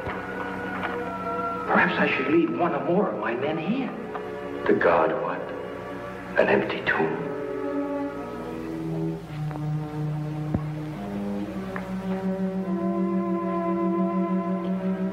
Anything suspicious? Pairs of soldiers patrolling the streets. None so much as looked up. I'll stand guard for a while. You'd better get some sleep. Thank you, Thomas. But I couldn't. I thought I couldn't either. But once I'd stretched out and closed my eyes. I close my eyes, I see too many things. I know. I see them too. You do? The hills of Galilee, waters of Gennesaret, the way the Master used to smile. I see men in the courtyard. Courtyard of Annas. Why? Do you remember the last time we dined with the Master? I'll never forget it. How he said, you will all fall away. For it is written, I will strike the shepherd, and the sheep will be scattered. Yes. And I told him that even if all the others deserted, I would not. You remember what he said then? I'm not sure I recall it. He said this very night, before the cock crows twice, you'll deny me 3 times. And I promised him that even if I had to die with him, I would never deny him. You tried to prevent his arrest. You were the only one who followed when they took him away. Yes, I followed. To the courtyard of Annas. The gate was open, and I went in and mingled with the guards. So you told us. It was a daring thing to do. I didn't tell you all that happened.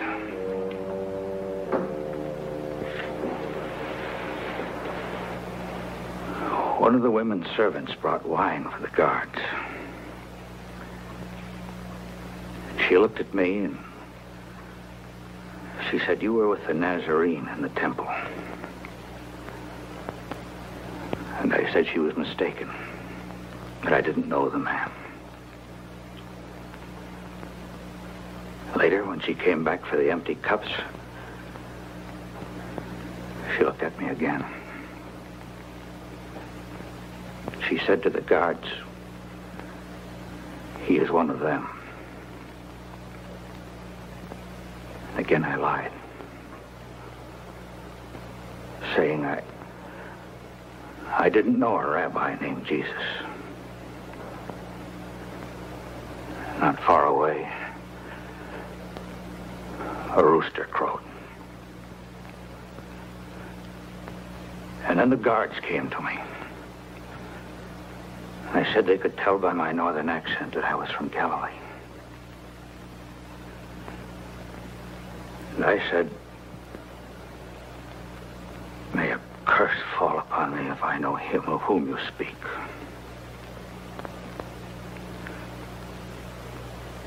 And the words were hardly out of my mouth when the cock crowed a second time.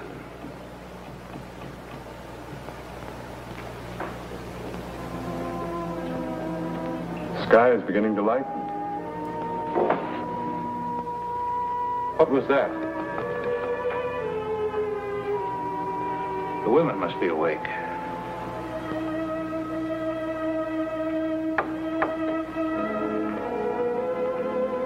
You're not going out. But it's dangerous. You might be seen, recognized. Whatever the errand, let me go for you. We go on a mission for women. To the tomb. No. No, you mustn't. This is the 3rd day. My son's body must be anointed. We'll go with you. Wait till I wake the others. No, Peter.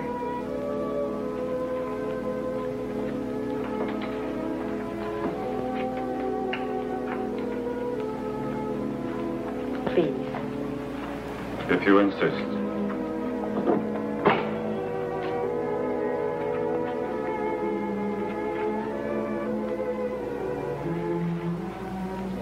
I wrapped my son in his first swaddling clothes. Now I must.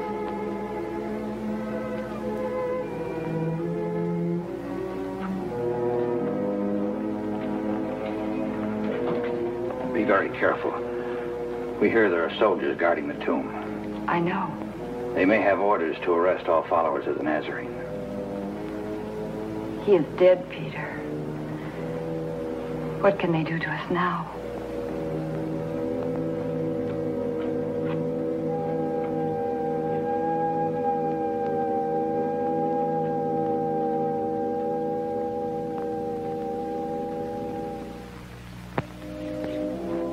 Very early on the first day of the week, when the sun had risen, the women went unto the tomb, bearing spices that they might anoint him.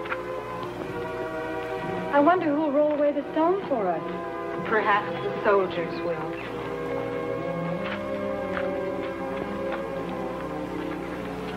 Look!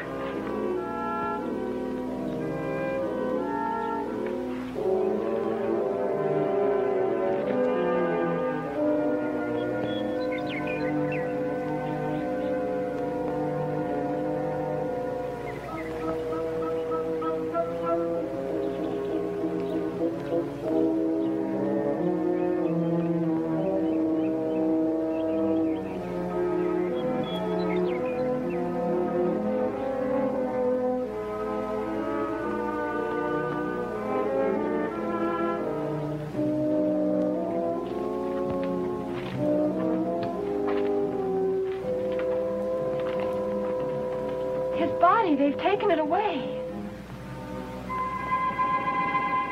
Do not be amazed. You seek Jesus of Nazareth who was crucified. He is risen. He is not here. See the place where they laid him? Go, tell his disciples and Peter that he is going before you to Galilee. There you will see him, as he told you.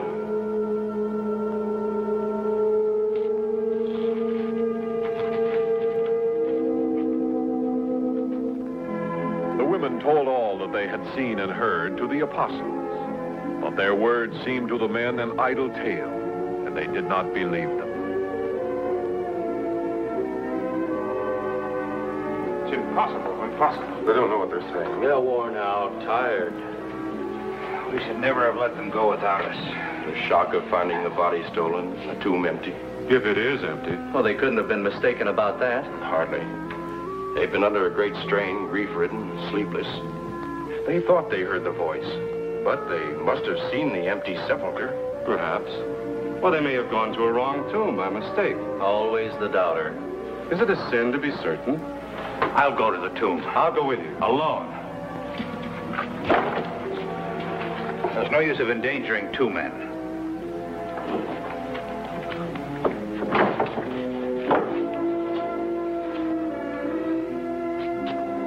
If only what the women thought they heard could come true. Peter went alone unto the tomb.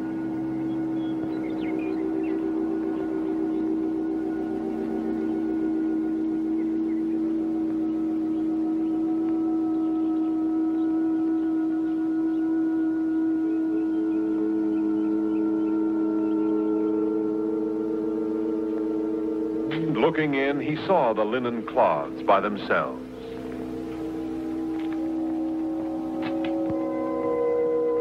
Wondering at what had happened, he went away. On the evening of that day, the first day of the week, they were together, except for Thomas, who was not with them. The authorities are seeking us. They'll be guarding every gate. I know of the roads to Galilee. Well, we could go one or two at a time. Mingle with the crowds going home from the feasts. And if one was caught, they'd comb the city till all the rest were found. Yes. No, we'll stay here until they relax their vigilance. Oh, I agree. I still think that we ought to... Well, that's my suggestion. If any of you have a better plan. Peace be with you.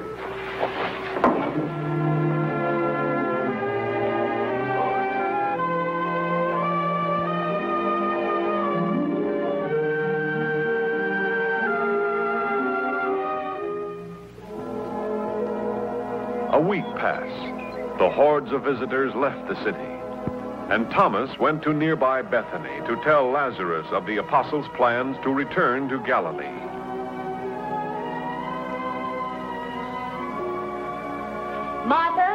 Lazarus, a guest is coming. Welcome, Thomas. 1,000 welcomes. Thank you. How good to see you, my friend. My house is yours. We've been so worried about you and the others. They're in no danger? They're alive? Come, sit down. I'll get you some honeyed wine. Just a cup of cool water will be fine. Now, the others are safe and in good health. Except for Judas. You heard that he'd taken his own life? We heard. But why did he betray the Master? Why? I don't know. None of us could guess. Thank you. More? Please. It's a hot and dusty walk from the city.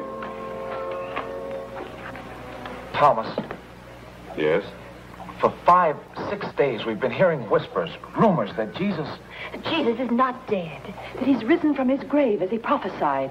Are they true? Is that what you've come to tell us? There are those who say they have seen him, spoken to him. Then it is true. I don't know. Well, who are the people? Where did they see him? Cleophas and his friends swear they walked with the Master on the road to Emmaus. Cleophas is a man of honor. Who are the others? Peter, Andrew, all the others who've traveled with him these past 3 years.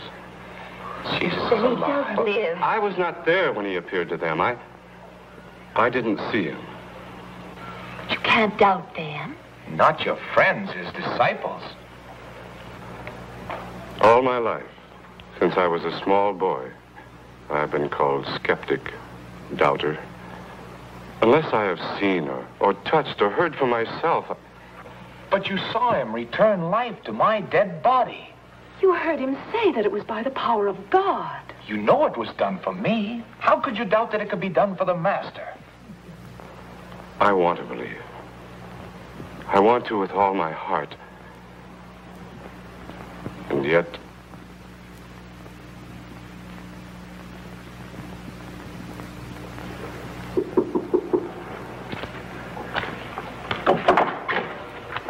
Thomas, come in. We've been waiting for you. Did everything go well in Bethany? Yes, I gave our farewells to Lazarus and his sisters. Told them of our plans. Good. Lazarus wanted to come back with me. You didn't let him? No, I told him that his name was too closely linked with the Master's, that he should stay away from the city. You did well.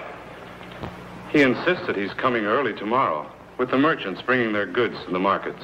Why should he take such a risk? Yes, why? He cannot wait to hear from you, all of you, everything you can tell him of what you saw. Well, why wasn't he satisfied with what you told him? Surely that should be enough. Because I could only say, they have seen, but I have not. But if you convinced him you know the Master has risen, lives again.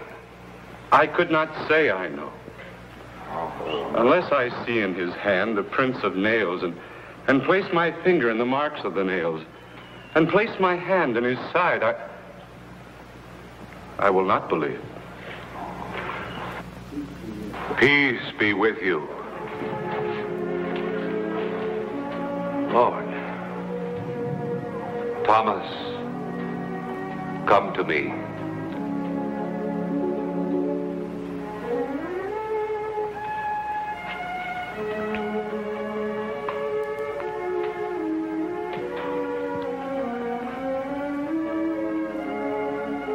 Put your finger here and see my hand.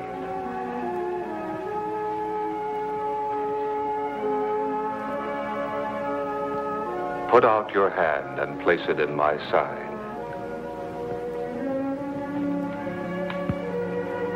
Do not be faithless, but believing.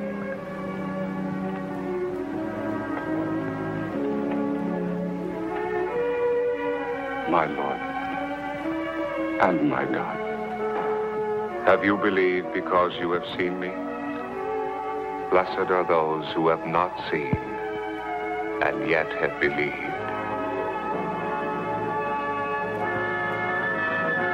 For God so loved the world that he gave his only begotten Son, that whosoever believeth in him should not perish, but have everlasting life.